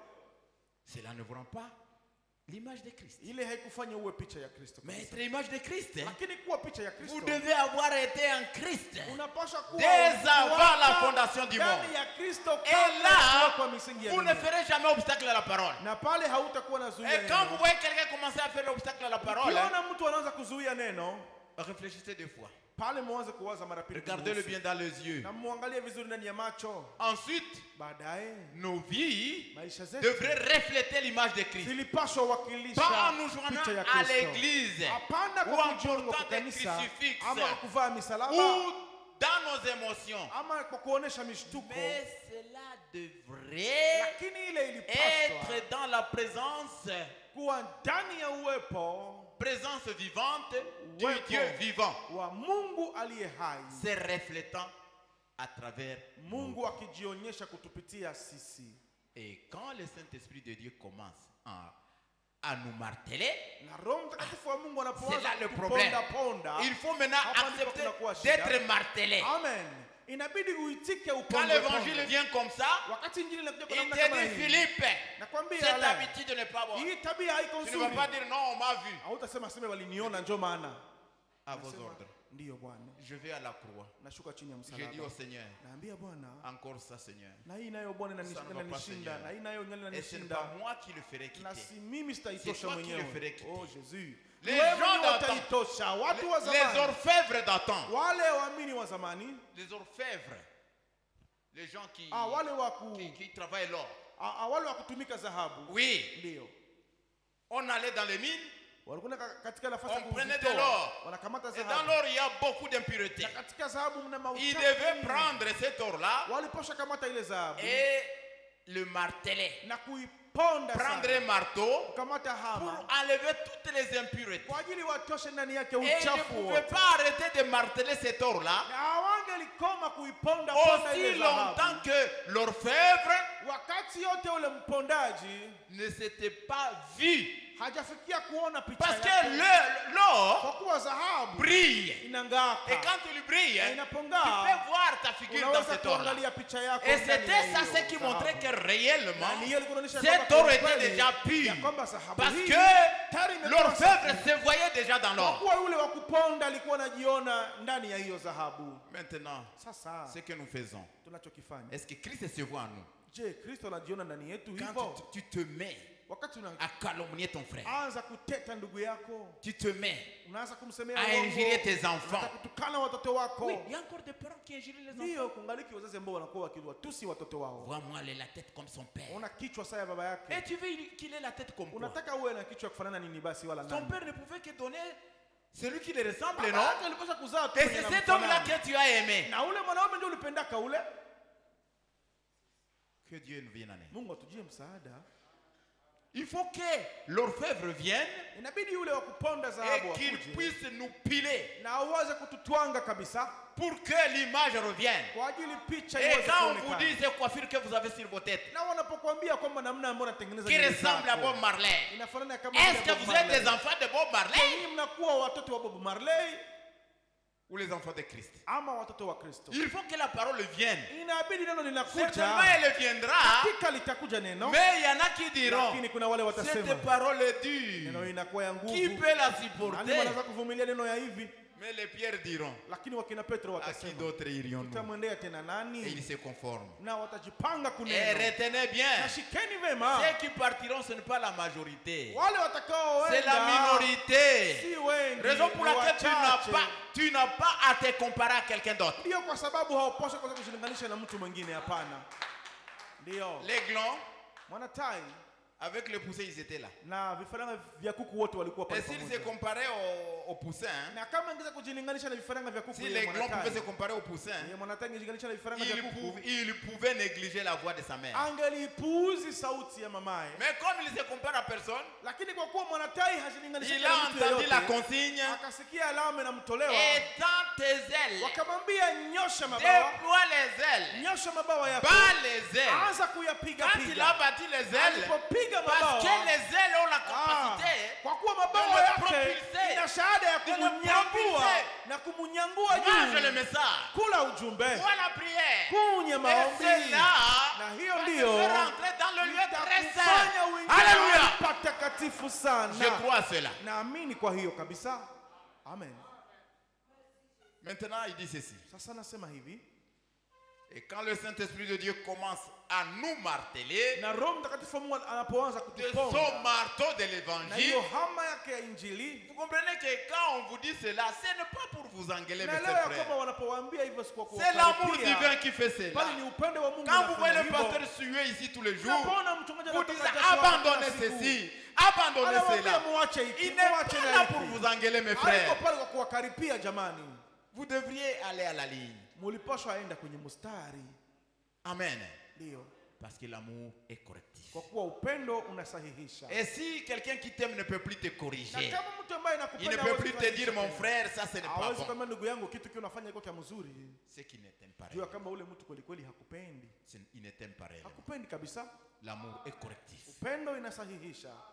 Sur le marteau de l'évangile, Kutuponda na hama ya Injili. jusqu'à ce que toutes les choses du monde soient extraites Mpaka mambo yote ya dunia iweze kutoka ndani et mwako. que nous pouvons refléter l'image de Christ. Na tunaweza Alléluia. kuwakilisha picha ya Je Kristo. voudrais que cela se fasse à moi. Nilipenda ile ifanyike ndani mwangu. Que le Seigneur envoie encore des prédicateurs Bwana atume tena pour wahubiri me marteler, ambao pour wataniponda que kwa hama. j'abandonne la Kwa mondanité. ajili niachane na kidunia. Parce que Kwa kuwa il faudrait réellement une séparation. ilibidi kabisa matengano, Une séparation totale et complète. matenganisho ya kilote Sinon, tena ya pas de kuenea. bénédiction. Kama sivyo hautabarikiwa. Pas de bénédiction. Kama sivyo S'il n'y a pas de hautabarikiwa. séparation totale. Kama haujitenge kilote na Christ vyote. est venu séparer le monde d'avec les Kristo chrétiens. akaja kutenga kidunia na Wakristo. Comme il a séparé le jour de la nuit, Jinsi alivyotenganisha il en usiku est na ainsi mchana. des saints avec les Na ni incrédules. hivyo hivyo anatenganisha waamini na wasioamini. Retenez que notre père Abraham, Mshike ya kwamba baba yetu Abrahamu, il lui avait été promis de le bénir. Mungu kamwahidi atamubariki, Mais il n'avait jamais été béni lakini alikuwa hajabarikiwa bado aussi longtemps Abrahamu. qu'il était encore avec son Wakati père, yote alikuwa angaliki na baba aussi yake, longtemps qu'il était avec son wakati yote neveu. alikuwa angaliki na ndugu yake Loti. Et Dieu, comme il sait faire les choses, Na kwa kuwa Mungu anajua kufanya mambo vizuri, son père est décédé. baba yake na Abrahamu wakafa. Et parfois, quelque chose malheur est bon. Mara kunakuwa ole ambayo inakuwa nzuri, mnajua. Oui, quelqu'un meurt et ça devient la bénédiction de quelqu'un Mtu d'autre. mmoja anakufa inakuwa baraka ya mtu mwingine. Oui, Dieu Ndiyo. fait cela Mungu toujours anafanyaka vile kila mara. pour Kwa que ajili sa puissance puisse être manifestée à ses enfants. uweza wake upate Parce que kuudhika kwa watoto le wake. besoin, l'objectif de Dieu, Kwa kuwa shabaha la c'est Mungu pour que lui soit glorifié. kwa ajili yeye mwenyewe apate kutukuka. Et si nous faisons quelque chose qui ne le glorifie pas, Na kama tunaendelea kufanya mambo ambayo itukuze il Mungu, détourne la tête. Mungu anakugeuzia kichwa. Il se dit, qu'est-ce que cet homme est en train de Anasema faire? huyu mtu anafanya vitu gani? Il veut qu'en toute chose, il soit glorifié. Mungu anapenda mkila kitu unafanya Maintenant, apate quand tu vas utukufu. dans cet endroit-là, Sasa unapoenda mwile mafasi unaenda est-ce que Jésus a de la place Je, Yesu anakuwa na wewe pale dans cette affaire-là? mwa ile kazi uko Est-ce que unafanya? Jésus a de la place? Je, na Mungu ana nafasi humo? Que Dieu nous aide. Mungu atujie msaada. Il veut nous marteler Anapenda kutuponda pour que nous soyons semblables à lui, kwa ajili tufananishwe na yeye. Amen. pour extraire de nous toute la mondanité Kwa ajili ya toa ndani mwetu kidunia et que nous yote. pouvons refléter l'image du Seigneur, Seigneur Dieu. Tufikia kuwakilisha picha ya Bwana Mungu. C'est là où je pense que nous devenons chrétiens. Na ni hapo ndipo na wazo tunakuwa sasa. Quand l'évangile ne Wakristo. t'a pas encore martelé, Wakati injili ya kuponda ponda, beaucoup de gens ils font ce qu'on appelle un déménagement. watu wengi wanafanya ile ambao wanaita kuhama. Ils abandonnent une maison, Anahama mnyumba moja, il prend tous les meubles, anakamata vifaa vyote tout ce vya qu'il y avait nyumbani, là-bas, mambo tuliokuwa humo, il va déplacer, mettre dans une autre maison. anavihamisha nyumba Et ingine. beaucoup de gens comme ça. Na watu wengi wako Ils viennent au hivyo. message comme ça. Wanakuja muujumbe hivyo. Protestant déménagère. Wewe unakuwa tu wa kuhama. Protestant qui a déménagé. Unakutana na mporo ambaye Catholique alihama. qui a déménagé. Katolika ambaye alihama. Musulman qui a déménagé. Muislamu ambaye alihama. Église de réveil qui a déménagé. Mtu wa kanisa ya uamsho ambaye Il ne alihama. connaît rien du message. Wala hajui lolote kuhusu. Parce qu'il ne ujumbe. sait pas séparer. Kwa kuwa hakuweza kujitenganisha. Elle était avec des dos nus. Sorry. Elle était avec des dos nus là-bas. Alikuwa anavaa migongo wazi kule nje. Elle déménage avec des dos nus. Anahama na manguo yake yote ya migongo wazi. Avec ces vêtements qui les serrent Anahama na manguo yake ya kumubana et qui montrent toutes les na inaonesha monticules du corps. umbo zote. Même les ya sous-vêtements mwili. sont visibles, Na bien hata dessinés. chupi inaonekana inachapwa vizuri. Là, il n'y avait kabisa. pas de problème. Kule alikuwa na vivaa Et kulikuwa il hakuna sent qu'il n'y a shida. pas de problème Na ici. nahisi na- Malgré hapana que kwa l'évangile est en train de shida. marteler, Hata kama injili iko il inaponda est hivi, temps ni wakati d'abandonner ses habitudes. ya kuacha zile tabia. Amen. Mais ne les abandonnez pas de votre force. Lakini amen, usiziache kwa nguvu zako Venez à mwenyewe. l'hôtel Kuja kwenye madhabahu et sentez na uhisi ndani mwako le poids de ces choses-là. uzito wa yale Que mambo. ça vous arrête de continuer. Ya kwamba yale Ça mambo vous arrête de voir yanakuzuia Ça vous kusonga arrête mbele. d'avoir le Yanakuzuia Saint-Esprit. kuona Kristo. Yale mambo yako yanakuzuia kupata Roho Mtakatifu. Tu devrais venir déposer ça là Ulipaswa à kuja l'hôtel kutua vyote hapa chini et ya dire madhabahu Seigneur, na kusema Bwana, aide-moi. nisaidie, Je ne peux pas de moi-même. siweze mwenyewe. Bien sûr, personne ne peut. Vema, hakuna anaweza kujiwezesha. Personne alors. Hakuna mtu Même anaweza Branham ne kujiwezesha. pouvait pas. Hata Branham Il hawezi devait kujiwezesha. pleurer amèrement. Alipaswa naye kulia tena sana. C'est là où je pense que nous devenons chrétiens. Na nawaza ni hapo ndipo tunageuka kuwa Wakristo Car sasa. le mot chrétien, Kwa kuwa neno Mkristo ça veut dire, ça signifie ressembler à Christ. inamaanisha kufananishwa na Refléter. Kristo. Kuwakilisha Le Kristo. refléter. Kumlisha L'autre fois, on nous Kristo. a parlé de ce garçon-là. Wakati tulisema C'était un kuhusu campagnard. kijana, alikuwa mtu wa pori. Il ne s'était jamais vu. Alikuwa hajajionaka bado. Il vient en ville, Anakuja ndani ya kijiji, chez ses ndani ya oncles, mji, je ne sais pas moi. kwa wajomba zake sijui. Il monte l'escalier, Anapanda kwenye escalier, et il regarde, il anatizama. voit un autre garçon monter Anaona l'escalier. kijana mwingine yuko anapanda kwenye Il lève escalier. la main, Ananyosha mkono, il voit l'autre garçon lever anaona la mwingine main. kijana ananyosha Il mkono. s'approche, Anakaribia et hivi. l'autre s'approche. Nani anaona amkaribia Il hivi? rit, Anacheka. et l'autre il dit, Yeye anacheka. oh, c'est Anasema, moi. ni mimi Il huyu. faut que Christ arrive à cela. Inabidi Kristo anafikia Qu'il hivyo se voie kabisa. en moi, Amen. qu'il se voie en Kristo toi. ajione ndani mwangu, Ce ajione que ndani tu fais, c'est mwako. Christ qui le fait. Kenye unafanya ni Kristo anakifanya. Alléluia. Amen. C'est possible. Parce Inawezekana. qu'il l'a dit. Kwa kuwa alisema Et mwenyewe. comment il l'a montré? Na kaioneshaje Dans le basi? texte dans lequel nous avons, le texte que nous Katika avons lu. mausemi ambayo tuliweza kusoma hapa. Kamwambia Petro, Ça, tu ne comprends pas maintenant. hii kwa sasa Mais hautaielewa. tu comprendras plus tard. Lakini baadaye utaelewa. Tu vois ce que je fais? Unaona anachokifanya hapa? Il a continué au verset, je pense, dans ce même chapitre 13, vers la fin là-bas. Ce que je fais. Kasema inayoifanya, Si vous connaissez ça, kama ulikuwa unajua, si vous connaissez ça, kama unaijua, c'est bien. ni mzuri. Mais c'est mieux Ni vema que vous le fassiez. muweze kuifanya. Qu'est-ce qu'il avait fait? Kafanya nini basi? Nous voulons ressembler à Christ. Tunapenda Le tufananishwe na problème, c'est que nous voudrions Christ dans le miracle. Kristo. Shida ni kwamba tunapenda tufananishwe na Kristo mu miujiza. dans le miracle. Mumiujiza. Oh, Dieu d'Abraham, Oh, Mungu wa Dieu de Abrahamu. David, Mungu wa David. Dieu de tous les saints. Mungu wa watakatifu Esprit wote. impur sort. Roho chafu toka. Mais quand nous rentrons là, Lakini sasa tunarudilia pale sasa. dans Jean 13, Ndani ya Yohane sura 13. lui qui était le maître du ciel et de la terre, Yeye ambaye alikuwa mwalimu wa mbingu na il dunia quitte la table. akatoka kwenye meza. Alléluia. Amen. Il quitte la table. Akatoka kwenye meza. Qu'est-ce qu'il a fait? Akafanya nini? Il a pris un bassin. Akakamata beseni. Quelle humilité. Kujishusha ya namna gani? Quelle humilité. Kujishusha ya namna gani? Ça devrait nous enseigner. Ilipasha kutufunza hii. Lui, Yeye le maître du ciel et de la terre, mwalimu wa mbingu na il dunia. prend la boue qu'il avait créée. Kakamata matope aliyoitengeneza mwenyewe. Il commence à laver cette boue. Kaanza kuosha ile matope. Ça devrait nous interpeller. Ilipaswa kutuamsha. L'humilité, mes sœurs. Kujishusha dada L'humilité, zangu. mes frères. Kunyenyekeza ndugu zangu. Le Seigneur lui-même a montré qu'il faut être humble. Bwana mwenyewe kuonesha kama unapaswa kuwa mnyenyekevu. Mais nous devenons tout Lakini tunajua kuwa vyote sauf humble. kutosha mnyenyekevu. Jésus. Tu me connais pas? Wewe unanijua wewe. Et nous élevons le nez là-bas. Na tunanyanyua pua pale. Et surtout que si vous avez mis un petit costume comme le mien, Na hasa kama ulivala kakoti kama vile kangu hapa. vous pensez que vous avez tout le monde ici, Unawaza sous dunia vos pieds. yote wewe Sous kunaitembelea vos pieds. chini ya miguu yako. Et vous oubliez Na unasahau que vous ne valez que 0,8. ya kwamba thamani yako ni pasenti 80. Pas 2500 francs. Vous n'arrivez pas à 2500 francs. Hauenee hata 2500 franga. Mais l'âme que tu as, Lakini nafsi que tu es unayo. en train de faire souffrir avec à cause de ce corps, Ile nafsi ya huko unatesa juu ya hiki kimwili. cette âme vaut 10 000 mondes. Ile nafsi na thamani ya ulimwengu 10,000. C'est puisque tout simplement tu es aveuglé. Kwa sababu wewe Tu ne sais unapokufa pas tu. pourquoi Christ est monté à la croix. Haujui hata sababu Ce n'est yake pas à cause de ce msalaba. corps ici. Si kwa hii mwili Bien Kristo qu'il alifilia, soit hapana. un double médecin, Hata kama anakuwa mganga wa kutuponya ngambo yote mbili, c'est d'abord nos péchés. ni kwanza zambi aliyofilia. Amen. Nous devrions réfléchir à cela. Tulipasha kuwaza kuhusu jambo lile. Les images de Christ. Picha za Kristo mahubiri. Nous devrions le ressembler lui. Tunapashwa kufanana na yeye. Il était humble. Alikuwa Nous kunyenyekeza. voudrions le ressembler en faisant des miracles. Tunapenda Mais tumfanane nous ne Kristo kwa voudrions kufanya pas le miujiza. ressembler en nous abaissant. Lakini hatupendi kufanana na Kristo kwa kujishusha. Il suffit que ton frère ait ta dette. Inabidi tu ndugu kwa kuna deni yako. Ah, tout le monde saura. Hein? Batu yote wataweka kama kuna deni Tu yako. vois ce frère-là? Unaona ndugu le? Il ne paye pas. Halipake ule halipake. Il ne paye pas. Halipake. Et toi qui ne payes pas, Na wewe mwa ulipake.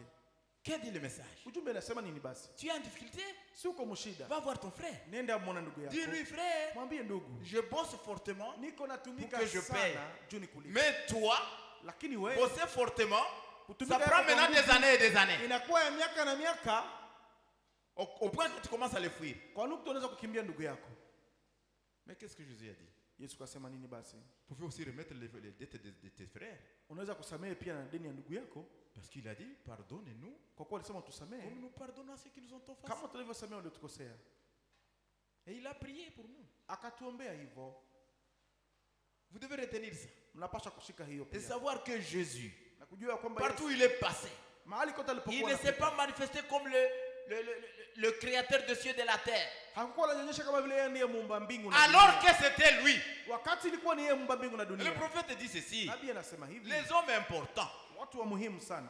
d'habitude dans cette vie naturelle, Kwa kawaida s'il katika est maisha ya vraiment kawaida, important, kama ni mtu wa muhimu ces kabisa, gens-là ne se manifestent pas comme étant importants. wale watu hawajionyeshaki kama ni wa muhimu. Au hapana. contraire, vous allez penser que ce sont les villes de tous. Kinyume utasema njoo wa bure bure mbele mu watu yote. Regardez Jésus. Tazama Yesu kwanza.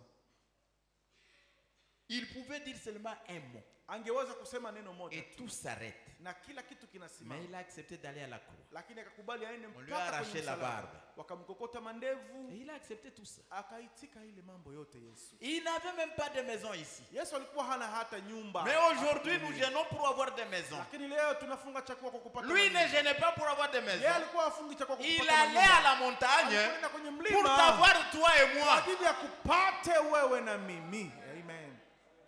Merci Jésus. Et si vous lisez dans Ézéchiel, Ukisoma katika Ezekieli vous allez voir exactement ce qu'il dit. utaona kabisa kile ambacho anakisema. Regardez quelqu'un qui est chrétien. Tizama mtu ambaye ni C'est Mkristo. quelqu'un qui soupire pour des âmes Ni perdues. mtu ambaye anaugua kwa L'objectif, sababu c'est ya que manafsi les âmes reviennent à zilizopotea. Christ. Shabaha yake ni kwamba nafsi Nuit zirudie et kwa jour. Kristo. Mais toi, tu Usiku na ne gênes mchana. que pour la maison. Lakini Tu unafunga ne chakula gênes juu ya que pour nyumba. avoir une femme ou un Unafunga mari. chakula juu ya kupata Tu ne bwana penses ama pas à bibi. ceux-là qui sont dans le bourbier du péché. Hauwaze ufungie chakula Cela wale devrait ambao vous wanakuwa interpeller. mzambi. Hii ilipaswa Parce kutuwa que s'il y mzambi. a encore une brebis noire là-bas, Kama kuna il kondoo faut qu'elle mweusi, vienne. inabidi anakuya Et ce naye. sont tes prières qui vont la Na ni ramener. maombi yako ndiyo itamuleta. Amen. Que Dieu nous aide. Mungu atujie msaada. Et nous ne témoignons plus de ce message. Na hatushuhudie tena kuhusu ujumbe huu. Nous ne témoignons plus. Hatushuhudie tena. Nous sommes arrivés. Tulishafika. Nous commençons à leur dire, ce sont des païens, Tunaweza kubaita sema pagani vale. catholiques. Bakatolike. C'est un païen, ce voisin Pagani païen. ule jirani yangu anakuwa mpagani. Mais est-ce que tu as essayé de faire un pas vers lui? Je, ushaka jaribu kumsogelea kwanza hata. Essaye de lui parler, Kujaribu Gentiment. kumzungumzia tena kwa lui utulivu. montrer qu'il y a plus, il y a une vie meilleure que celle qu'il est en train de mener. Kumuonesha kama kuna maisha bora zaidi kuliko ile ambayo iko na D'ailleurs, yaishi. est-ce que tu auras le courage d'aller le voir? Kwanza utakuwa na bidii kwenda kumuona Alors hata que wewe. c'est toi le querelleur du Wakati quartier. wewe njoo wa kuchambana mkartie. Les images de Christ. Picha za Kristo. Lui, Yeye on le poursuivait pour les qu'il avait fait. walikuwa wanamfuatilia kwa ajili ya mema aliyoifanya. Les pharisiens disaient, celui-là, ne l'écoutez pas. Wafarisayo walikuwa wanasema ule msimsikilize. C'est un démon. Ni pepo. D'ailleurs, il chasse par les démons. Kwanza anafukuza mapepo kupitia mapepo zingine. Lui-même qui dit maintenant, Yeye mwenyewe kawaambia si un sasa. démon peut chasser un homme, Kama pepo inaweza kufukuza son ingine. royaume Pepo. est divisé, non? Kusema ufalme wao pale si unagawanyika. Malgré tout ce qu'il a fait, on ne l'a pas reconnu. Hata vyote alivyovifanya Yesu. Mais les enfants de l'Éternel l'ont reconnu. Lakini watoto wa Mungu wao walimtambua, Ils l'ont suivi. wakamfuata. Le Dieu du ciel et de la terre, Mungu wa mbingu na dunia, il pas plus de 120 disciples sur cette terre à son départ. hakukuwa na zaidi ya wanafunzi 120 alipokwenda. Parce qu'on nous dit, Pourquoi le on jour a de- fait ça? ils étaient à 120. Walikuwa 120. Donc il n'y en a que 120 qui ont suivi les instructions C'est du ma- Dieu du ciel et de la terre. Kulikuwa watu 120 ambao walifuata maagizo za Mungu aliyeumba mbingu na dunia. C'est déjà plus Hey. que toutes les sœurs qui sont ici. Hein? C'est Wana plus que toutes les shida. sœurs. Toutes les sœurs qui se trouvent ici. Hein? Wako wadogo kushindia wadada ambao wanaketi hapa tu hivi. Mais Lakini avec toute la puissance qu'il a, pamoja na uwezo wote alikuwa nayo, 120 seulement. watu 120 tu. Mais il a dit, Lakini akasema, et il a dit vrai, na alisema kweli, si vous croyez en moi, kama mnaniamini, vous ferez les œuvres que je fais. mtazifanya kazi Et vous nilizozifanya en ferez davantage. na mtafanya makubwa Et zaidi. si maintenant, tel que nous sommes ici, Na kama gisi tuko hapa chacun sasa, pouvait amener 120 disciples avec lui, kila mtu angeleta ou plus que ce que le Seigneur a amené. 120. Donc, Ama zaidi ya 240 au 120. moins. Nikusema kama ni wadogo unaleta watu 240. Bukavu serait converti en un jour. Mbona Bukavu yote ingeongoka msiku moja?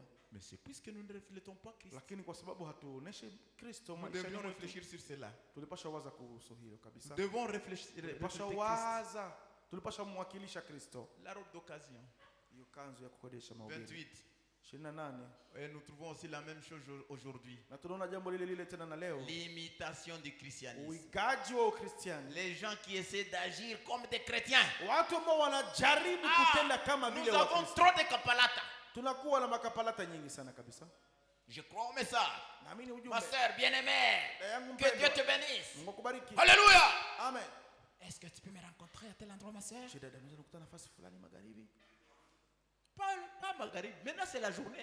Mchana leo. Leo inakuwa mchana. Comme il y a trop d'enganda sur la route. Kisi là-bas. kingandasha kwanza mingi sana kwa Oh, barabara. ma sœur, tu es venue, ça va? Dada unaweza kuja sawa. La sœur naïve qu'elle est, Dada naye gisi anakuwa mnyonge. naïve qu'elle est, Anakuwa vile tu. il croit que c'est un frère. Anaweza tu ni Mais ndugu. pourtant, c'est un serpent dans les Japokuwa airs. ni nyoka inajificha mmayani. Et à la fin, Na kwa mwisho nous entendons beaucoup de choses. unasikia vingine vingine. Mais sœur, vilitoka. faites attention. Dada zangu mfanye angalisho. Tous ceux qui appellent ne sont pas des frères. Eh.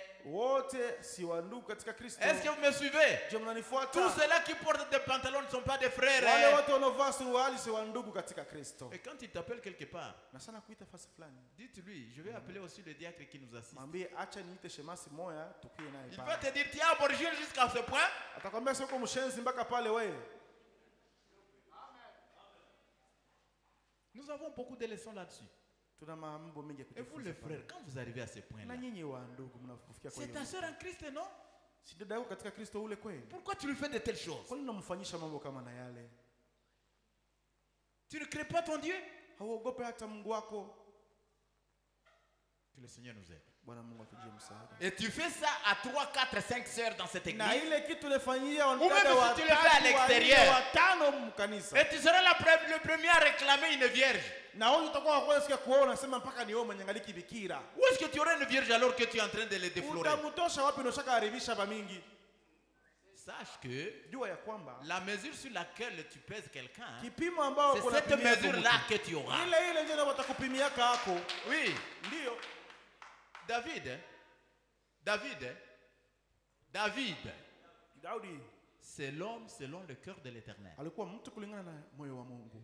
Il a fait des bavures. Alifanya maafa mengi, Et sache que ce que tu sèmes, tu le récolteras. lakini jua ya kwamba ile unaipanda. Dieu lui a dit, Mungu kamwambia, ce que tu as fait en cachette, kenye ulifanya on msiri. va te le faire publiquement. Watakufanyizia mbele ya watu wote. Et qui l'a fait curieusement? Na nini malifanya kwa bahati mbaya C'est sasa? son propre fils. Kijana wake mwenyewe, Son propre fils. mwana wake mwenyewe, Tout se paye. kila kitu Et le salaire du kinalipa. péché, c'est la mort. Na mshahara wa Vous dhambi ni devez payer mauti. pour les gaffes que vous avez commis. Unapaswa lipa juu ya maafa yenye uko unafanya. Nous devons être sérieux. Tunapaswa kuwa waadilifu. Et l'église de l'Éternel doit être sainte. Amen. Na kanisa la Bwana milele linapaswa kuwa takatifu.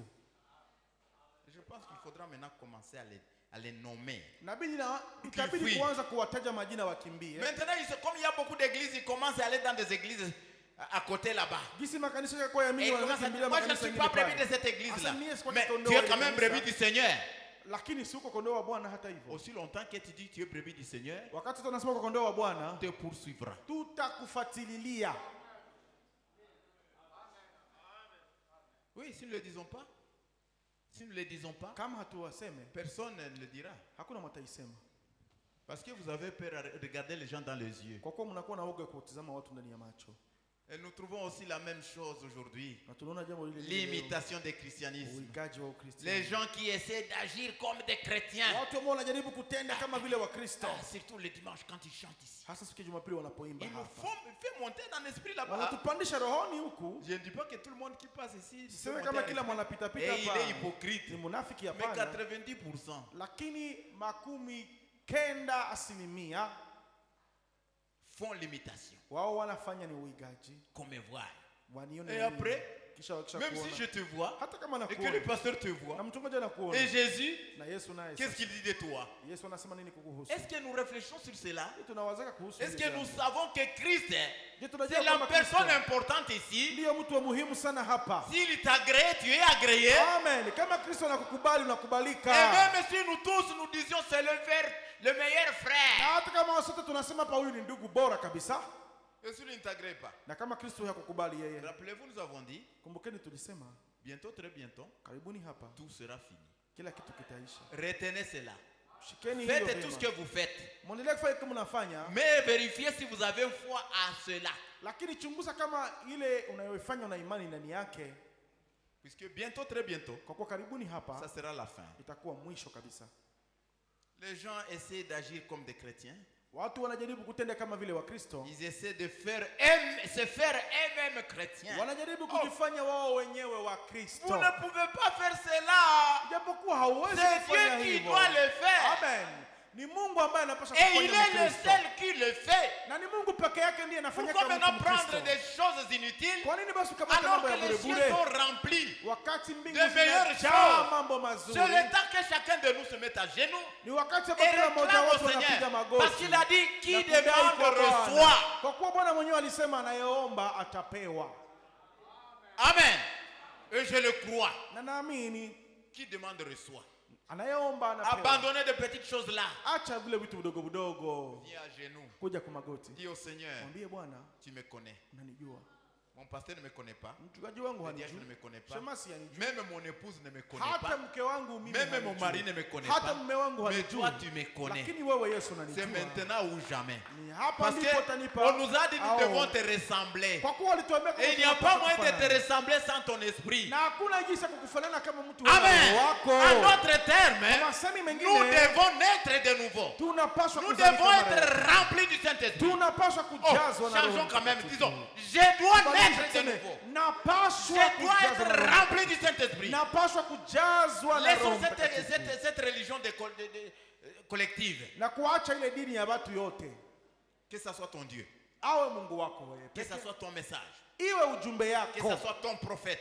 Awe nabii wako. Ce n'est plus le temps de dire notre prophète. Haibu kusema tena Parce sema que nabii pour les wetu. nations, c'est individuel. Kwa kuwa kuhusu watu wa mataifa ni Et s'il kipekee. faut prendre ce langage de païen, chacun pour soi. Na kama nabii kusema kisa wapagani wanaweza kusema sema kila mtu na lwake.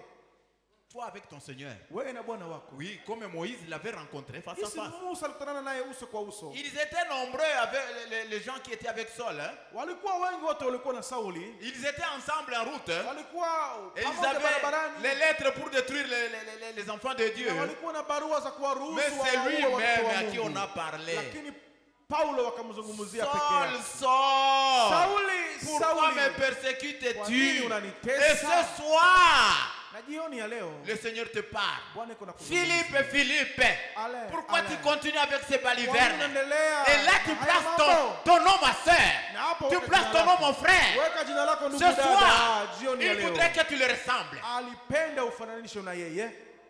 Amen. En prenant cette parole, Kwa kukamata neno hili, le message. ujumbe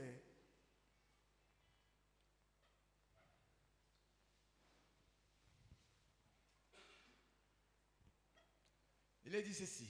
inasemeka hivi. Maintenant, Sasa cela ne signifie pas que nous devons porter une longue barbe, hein, ili haimaanisha kama tunapaswa kuwa na ndevu zinazokuwa ndefu comme les peintures des artistes nous le montrent, kama vile wachoraji ni wanavyotuonesha, laisser croître nos cheveux, ama kuacha nywele zetu comme les zinakomaa peintures des artistes kama nous le vile montrent, wachoraji ou de wanatuonesha, porter une robe, ama kuvaa kanzu comme il en a porté une. kama vile alivaa naye Car nous moja. vivons dans un autre jour. Kwa kuwa tunaishi Il msimu n'est pas mwingine. nécessaire pour nous d'être ainsi pour refléter son image physique. Si ya muhimu sana kwetu kuwa hivyo kwa ajili tuoneshe kufanana kwake kwa kimwili. Image physique, Kufanana non. kwake kwa kimwili hapana. Nous devons, Tunapaswa dans nos âmes, ndani ya nafsi zetu refléter son image. kumlisha picha Son yake, image esprit picha yake et roho sa manière de na vivre. namuna yake Kristo ya Regarde kuishi. maintenant ce que tu fais, mon frère. Angalia mama unaifanya ndugu yangu. Est-ce que c'est ça? Je, ni hiyo C'est ça la inapaswa? manière de Jésus-Christ. Hiyo ndio namna ya Yesu. Lui, il montait à la montagne, Yeye alikuwa anapanda kwenye mlima, il priait. anaomba. Ta vie de prière. Maisha yako ya maombi, Ma soeur, dada yangu, tu ne pries que pour la nourriture. unaombeaka ni chakula tu. Ton chéri, c'est le lit.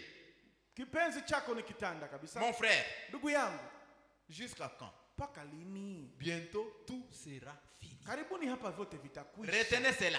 Mshike hiyo. Bientôt, tout sera fini. Yote Et nous rentrerons à la maison. na tutarudia Quelle nyumbani. maison tu rentreras? Wewe utaenda Toi kwa qui ne nyumba. pries jamais. Wewe mwenye kuomba hauombake.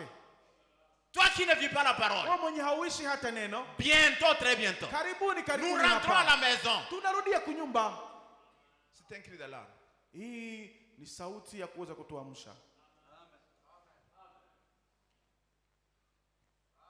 Nous devons refléter sa manière, Tunapaswa kuwakilisha De ama vivre. kuonyesha hiyo namna son yake ya image kuishi. esprit. Picha yake kiroho. Toi, tu es tout sauf humble. Wewe unakuwa vyote kutosha mnyenyekevu tu. Je vais aller vite comme le temps passe. Naenda haraka kwa kuwa muda unapita. Lui, il s'est déguisé ou bien il s'est transformé en laveur de pieds. Yeye akajifanya kuwa yule mtu wa kuosha miguu. Les pieds. Miguu. C'est le travail qui était le moins payant. Hiyo ndio ilikuwa kazi ambayo walikuwa wanalipa pesa kidogo sana. Mais le Dieu du ciel Lakini Mungu wa mbingu s'humilia akajinyenyekeza pour être kwa ajili awe le plus grand de tous, devint le plus Amen. petit d'entre tous. yule mkuu kuliko wote, akawa mdogo sana miongoni mwa Où wote. est-ce que nous allons avec cet orgueil? Sisi na kiburi tuko tunaenda nacho wapi?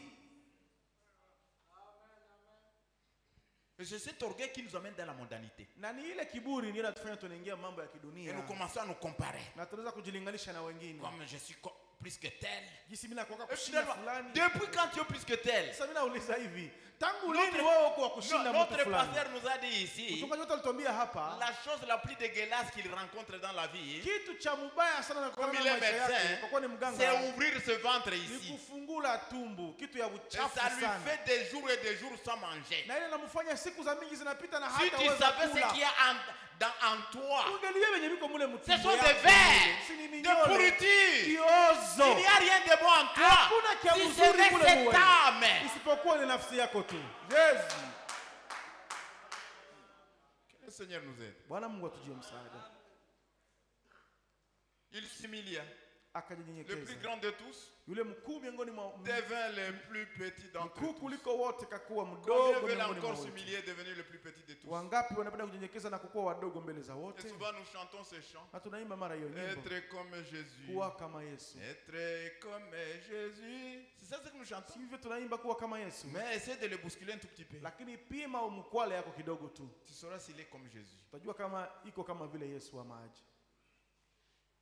Pierre, Petro il n'était pas comme Jésus. hakukuwa kama vile Yesu. Quand il a vu les armes venir, Alipoona silaha zinakuja, il a dit, oh, moi j'ai encore une épée. akasema ningaliki na kisu yangu Je hapa, peux l'utiliser. naweza itumia. Il a coupé Kakata l'oreille de Marcus. sikio ya Marcus. Être comme Jésus, Jésus l'a regardé. Kuwa kama Yesu, Yesu akamwangalia. Ce n'est pas ça notre combat. Akamwambia, bwana, hii haiko ndio vita yetu shie. Beaucoup de gens sont là pour se venger. Watu wengi wako hapa juu ya Il m'a fait ceci. kisasi. Asema alinifanyaka hivi. Je ne le saluerai même plus. Na kumsalimia sitamsalimiaka tena. Il t'a déjà excommunié. Aisha kutenga Et il zamani. veut être comme Jésus. Lakini anapenda tu akuwe saa Yesu. Jésus a lavé les pieds de Judas. Yesu kaosha na miguu hata ya Yuda. Personne ne l'a su. Na hakuna mwalijua hata. Personne ne l'a su, ma soeur. Hakuna mwalijua dada zangu. Mais toi, quelqu'un t'a fait du mal. Lakini wewe mtu Ça alikunumiza devient une conférence de presse Nishaka kuwa habari ya kutangaza dans ta Facebook. famille. Mjamaa lake. Attention avec tel. Kwa anafanya hange na S'il mtu y a quelque chose qui fulani. m'arrive, c'est tel. Kama kitu inanipata ya mubaya. Tu es mtu fulani, meurtrier. Wewe uko muuaji wewe. Jésus n'est pas venu pour tuer les gens. Yesu kutaka kuua watu Il est hapa. venu pour nous sauver. Alikuja kutuokoa njoo. Ce que tu devrais faire, c'est aller à genoux Kenye ulipaswa fanya ni kwenda kwa magoti. et dire, Seigneur, Sema Bwana il m'a fait du mal. aliniumizaka sana. Mais il ne voulait pas le faire. Lakini alikuwa hapendi kuifanya. Mais est-ce que tu peux encore l'aider, Seigneur? Je unaweza kumsaidia tena Bwana? Je l'aime pourtant. Hata hivyo nampenda. Et je sais que toi, tu l'aimes plus que Anajua moi. kama wewe unampenda kuliko hata Il y a mimi. lieu que tu fasses quelque chose. Unajisi unaweza kufanya kitu fulani Bwana. Je crois que cette prière sincère Naamini kwamba ile maombi fera yenye quelque unyofu chose dans ce camp. itafanya kitu Je fulani. le katika crois. tabia. Naamini Et je l'ai kabisa. déjà vécu. Amen. Pas une fois, Nimeshawahi pas deux kuishi. fois, Si mais moja ama mara tous pili. mes jours, je vois cela. Lakini kila siku Que Dieu naendelea vous kuiona. bénisse. Na Mungu awabariki. Nous lisons ceci. Tunasoma hii.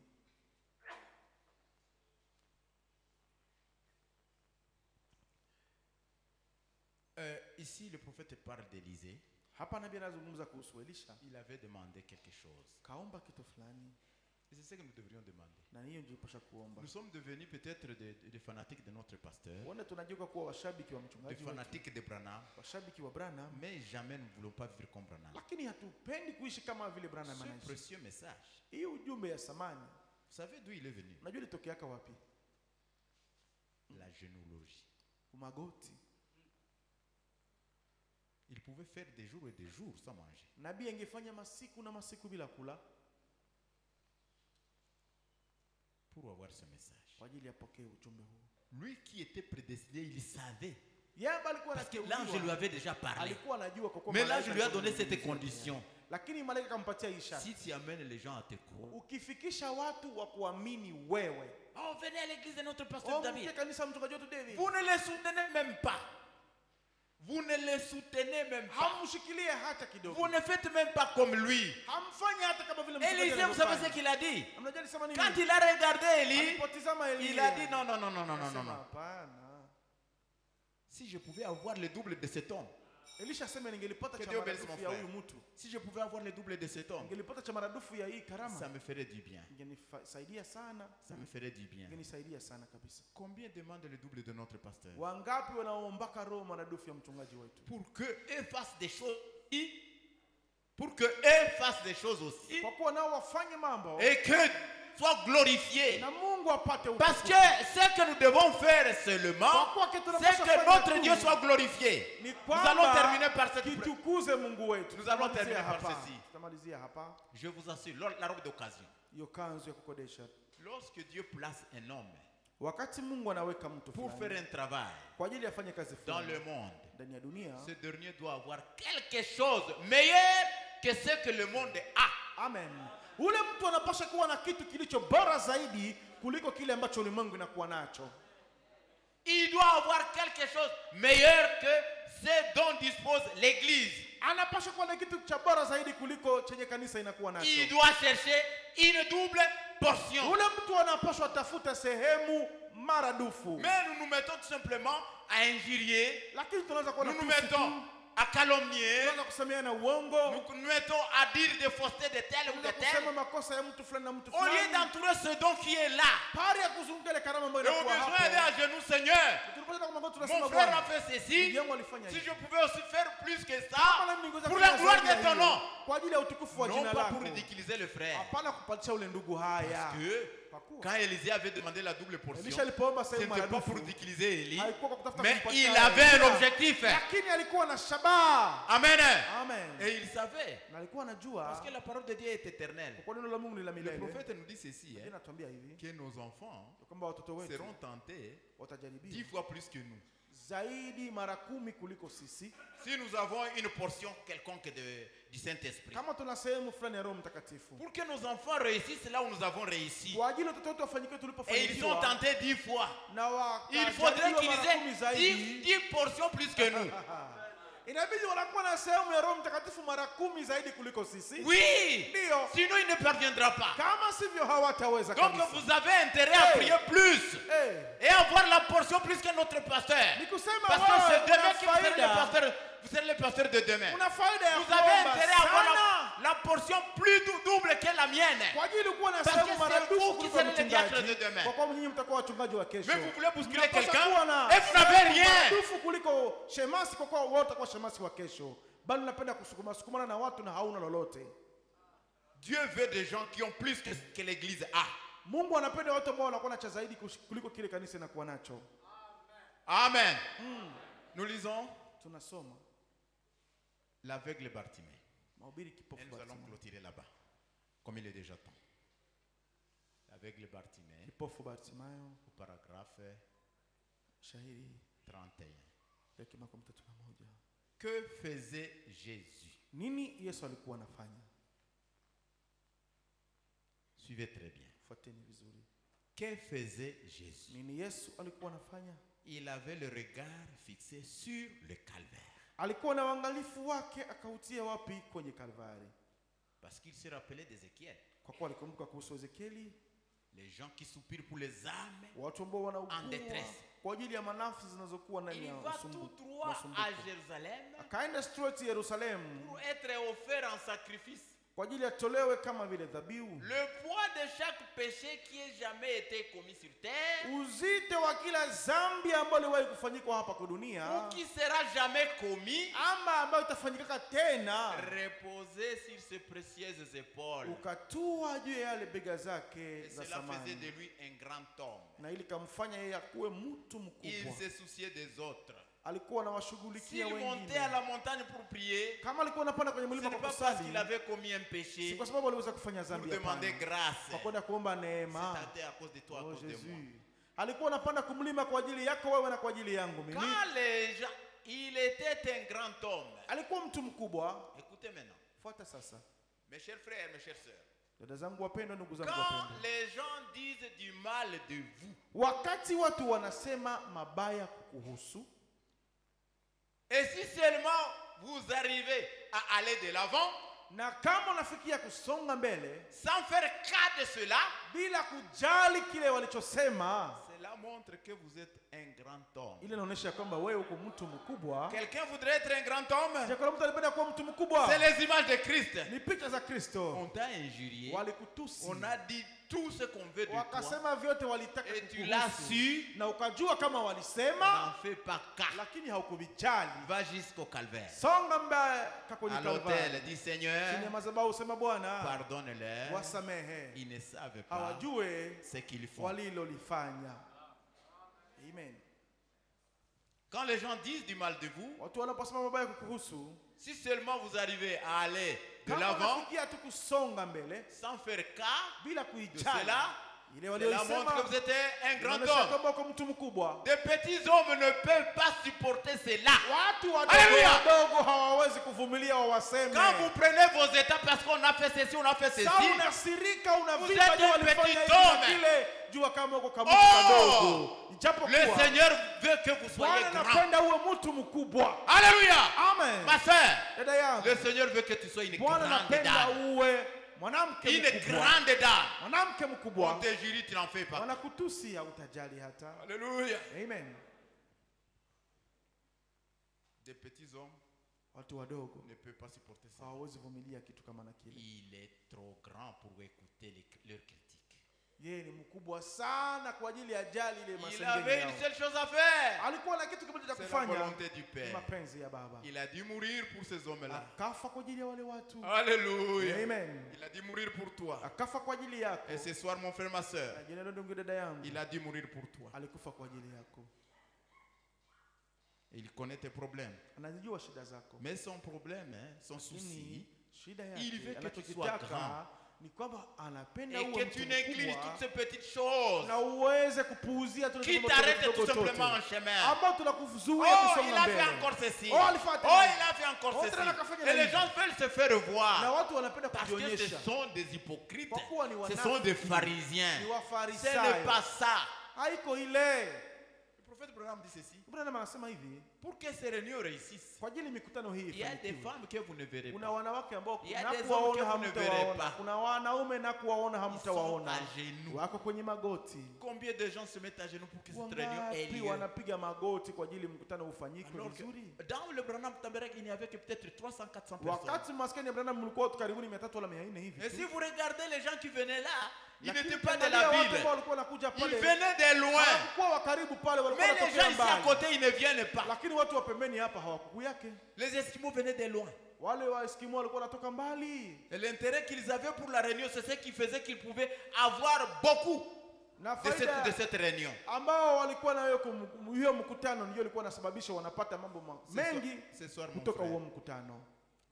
Ce soir, mon frère. Jione leo ndugu yangu, Le Seigneur veut que tu deviennes grand Bwana anapenda ukiki kwa mkubwa, et ne pas te soucier de critiques. usiweze kujali kubabaika juu ya masengenyo. Oui, Ndio les critiques, ça fait mal, bien sûr. yale masengenyo ndio inaumiza, Mais Jésus, lakini Yesu il a dit, kasema imitez-moi. muniige mimi. Lui, on l'a critiqué. Yeye wakamsema Jusqu'à l'appeler les chefs des démons. mpaka wakamuita mkubwa wa mapepo.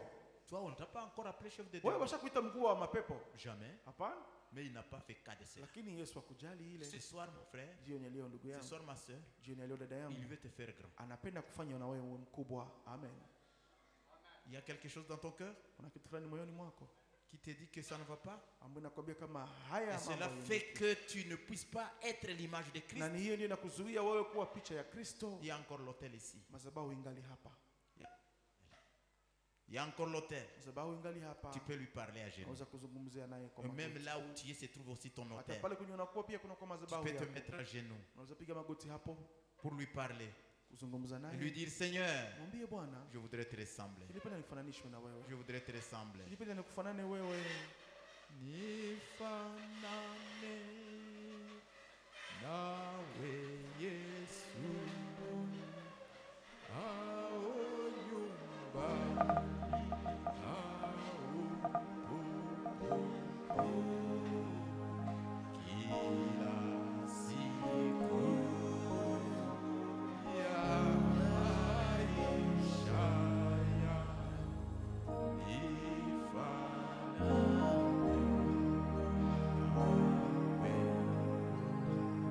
nifanane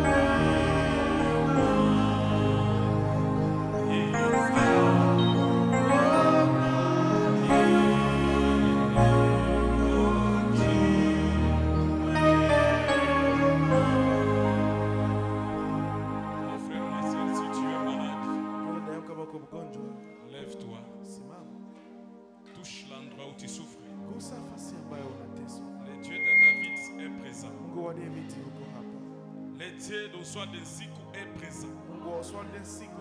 Si tu es malade, n'importe quelle maladie, touche seulement l'endroit et tu verras le Dieu de gloire le toucher ce soir. Bien-aimé Père Céleste, nous te disons merci. Merci pour cette soirée bénie Asante kwa ajili ya jioni hii ya baraka où tu viens de nous prêcher. ambako unamaliza kutuhubiri mwenyewe. Cette parole a été prêchée dans la simplicité, Ilihubiriwa ndani ya urahisi, mais cela a touché nos cœurs. lakini limegusa mioyo zetu. Nous sommes retrouvés coupables devant cette parole. Tumejikuta wenye hatia mbele ya Cette neno parole hili. est dure, Seigneur. Neno hili linakuwa ngumu Qui peut la Bwana. vivre, oh Nani Dieu? anaweza kuliishi? Il n'y a que Mungu. toi Ni seul wewe peke qui yako peux tu la vivre en nous, ambao Seigneur unaweza Jésus. kuliishi ndani yetu Bwana C'est Yesu. pourquoi nous te demandons ce Ndio soir maana tunakuomba de jioni ya leo, prendre cette parole ukamate neno et de hili l'ancrer dans nos âmes. kuliweka nanga Et que ndani ya cette parole mioyo ne zetu. reste pas ici. Na neno hili lisibaki hapa. Que cette parole nous Neno accompagne hili partout. tusindikize mahali pote, Même dans nos maisons, hata nyumbani au kwetu, travail, kazini kwetu, sur la route. barabarani. Que cette parole reste dans nos cœurs. Neno hili libaki ndani ya mioyo Et que zetu. cela puisse nous réveiller, Na Seigneur liweze Jésus. kutuamsha Bwana Yesu. Chaque fois que le mal viendra, Kila mara mabaya itakapotujia, décourage-nous, Seigneur. utukatishe Donne-nous tamaa, l'occasion Bwana. de te servir, oh Tupe Dieu. fursa kutumikia Mungu, Parce que le vouloir et le faire, c'est toi, kwa Jésus. kuwa kutaka na kutenda ni kwako Bwana. Bénis ton serviteur Bariki mtumishi wako qui a prêché cette parole. alihubiri neno hili, Il a aussi besoin de vivre cette parole. naye anahitaji kuishi neno hili. Aide-lui, Seigneur Jésus, Msaidie naye Bwana, aussi à vivre cette parole. naye afike kuishi Que neno chacun hili. de nous soit à la hauteur de cette Kila parole, mmoja Seigneur. wetu aweze kuishi neno hili. C'est ça notre prière ce Hiyo soir, ndio Seigneur. maombi yetu jioni ya leo Bwana. Quand nous quittions nos maisons, Tunapotoka kwa nyumbani nous kwetu, t'avions dit, Seigneur, tulikwambia Bwana, parlez-nous, Seigneur. semeshe Bwana, Parce que nous sommes fatigués, kwa kuwa Jésus, tunachoka avec Yesu, un Dieu historique. na Mungu wa kiadisi. À quoi un Dieu historique nous sera utile Basi ce Mungu soir? wa tufanye nini jioni ya leo? Et c'était notre prière. Hiyo ndio ilikuwa maombi Et yetu tu l'as fait. na uliifanya, Tu as touché nos cœurs. ukagusa mioyo zetu. Nous te disons merci. Tunasema asante. Et c'est que nous te demandons, Seigneur, Tunayokuomba sasa là où on n'a Bwana, pas si marché kwenye correctement, hatukuweza kutembea ipaswavyo, là où le Saint-Esprit pouvait être kwenye Roho attristé d'une manière ou d'une autre, Mtakatifu angeweza kukazichoka mais c'est namna dans les ile comptes de ingine. l'ignorance, Seigneur, Itie mungambo ya pour que kustokujua cette Bwana. soirée tu puisses encore nous Kwa regarder ajili sous le sang jioni de ya leo l'agneau. tutazame tena chini ya damu ya Mon frère a mwanakondoo. demandé pardon, Ndugu yangu ameomba ma msamaha. sœur a demandé Ndugu yangu pardon, ameomba et nous msamaha. croyons, Seigneur, Na tunaamini que tu Bwana viens de nous ya pardonner. kwamba hakika unatusamehe. Qu'il en soit ainsi, Jésus. Na iwe hivi Yesu. Étant pardonné, Tukiwa tunasamehewa, nous avons maintenant accès tunakuwa sasa na à y kufikia entrer dans ta présence kuingia muwepo et wako réclamer nos na bénédictions, Seigneur. kudai ni baraka zetu Mon Bwana. frère est là, Ndugu yangu iko ma hapa, sœur est là, dada yangu iko ayant hapa, tous le besoin. tukiwa sote na mahitaji, Et nous te demandons ce soir tunakuomba jioni ya qu'il y leo ait une livraison à domicile. kuwe kila mtu anamfikishia furushi yake Avant que nous soyons nyumbani dans nos kwake. maisons, Mbele tufike kwa nyumba que la yetu. solution nous précède. Amen. Suluhisho itutangulie Au nom de Jésus-Christ, katika jina la que Yesu tout Kristo. celui qui s'est mis debout, Yeyote aliyesimama acquisant une faiblesse, akishtaki madhaifu peu fulani, importe sa maladie. ajalishi magonjwa yake ni Seigneur, gani, ce n'est pas la première fois. Bwana, si mara ya J'ai de kwanza. l'expérience avec toi. Mazoea ninayo Toi, pamoja na tu wewe. guéris même à Wewe distance. unaponyaka hata kwa Au mbali. nom de Jésus, Kwa jina la Yesu. peu importe sa maladie, Haijalishi magonjwa yake ni peu gani. importe ce que les médecins ont Haijalishi déclaré, nini waganga walisema. ce soir, Jioni ya leo. au nom de Jésus, Kwa jina la Yesu. je déclare ma sœur guérie. Natangaza dada yangu wanapona. Je déclare mon frère guéri. Amen. Natangaza ndugu yangu Au wanapona. nom de Jésus, Amen. Katika jina la peu Yesu. importe sa situation, Haijalishi hali yake ni gani. ce soir, Jioni ya leo. c'est terminé. Inaisha. Au nom de Jésus. Katika jina la Yesu. Seigneur, quand tu m'as privé sommeil la nuit, Bwana uliponiima usingizi j'ai dit, usiku Seigneur, wa c'est que leo. tu as quelque chose à me dire. Nilisema Bwana ni kwamba una jambo fulani la Et kuniambia. réellement, tu l'as fait, Hakika Seigneur. umeifanya Bwana.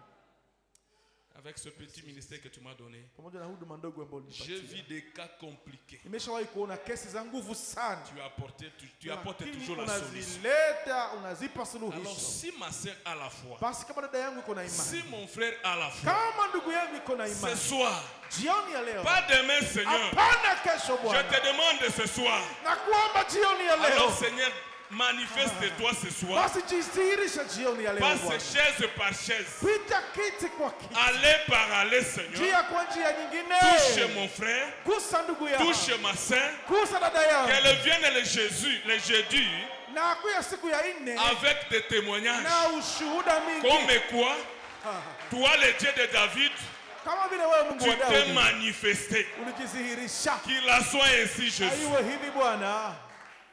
Amen. Oh Dieu Tout-Puissant, Mungu muweza yote. ce dimanche passé, je te vis faire Siku ya quelque chose. Jumapili iliyopita nilikuwa nafanya jambo fulani. Mais le dimanche, c'était bien. Mais aujourd'hui c'est mieux, Seigneur. Si tu le fais pour mon frère, si tu le fais pour ma soeur, ils vont témoigner Jésus. Et je le crois, Seigneur, que tu vas le faire. Il y a une livraison à domicile. Je le crois de tout mon cœur. La vie de mon frère était dans le mode d'avion.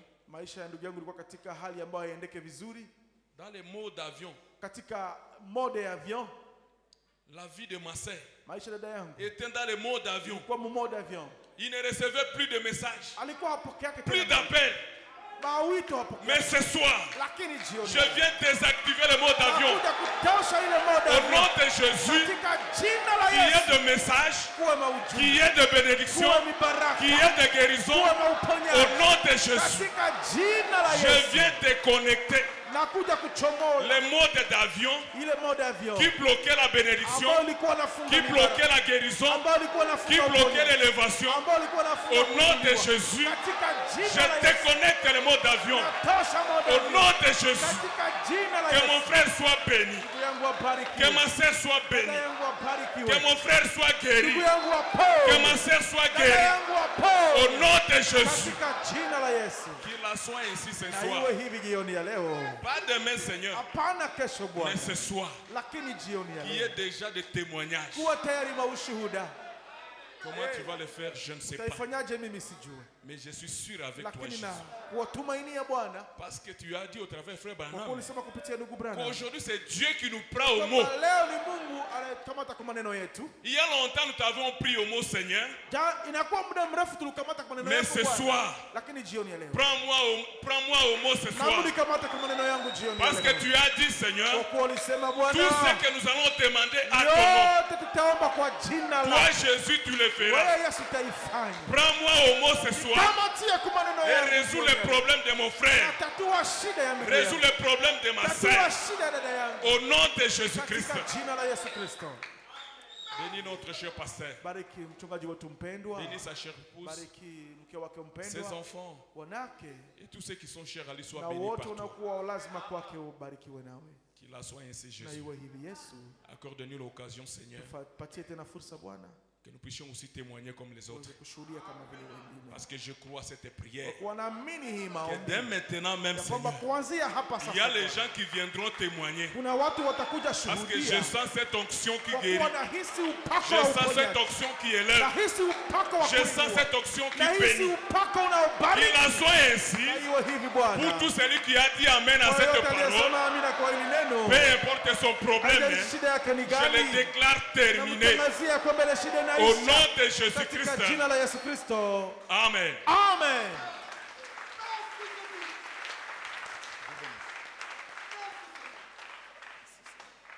Acclamons fort pour le Seigneur. Acclamons très très fort. Et pendant ce temps, nous donnons nos offrandes. Pendant que nous donnons nos offrandes, nous avons quelques communiqués. Nous avons papa, la sœur Ndarora qui a perdu son grand frère, son petit frère. C'est pas, on a fait l'enterrement aujourd'hui, je ne sais pas si ça continue. Le deuil est terminé aujourd'hui?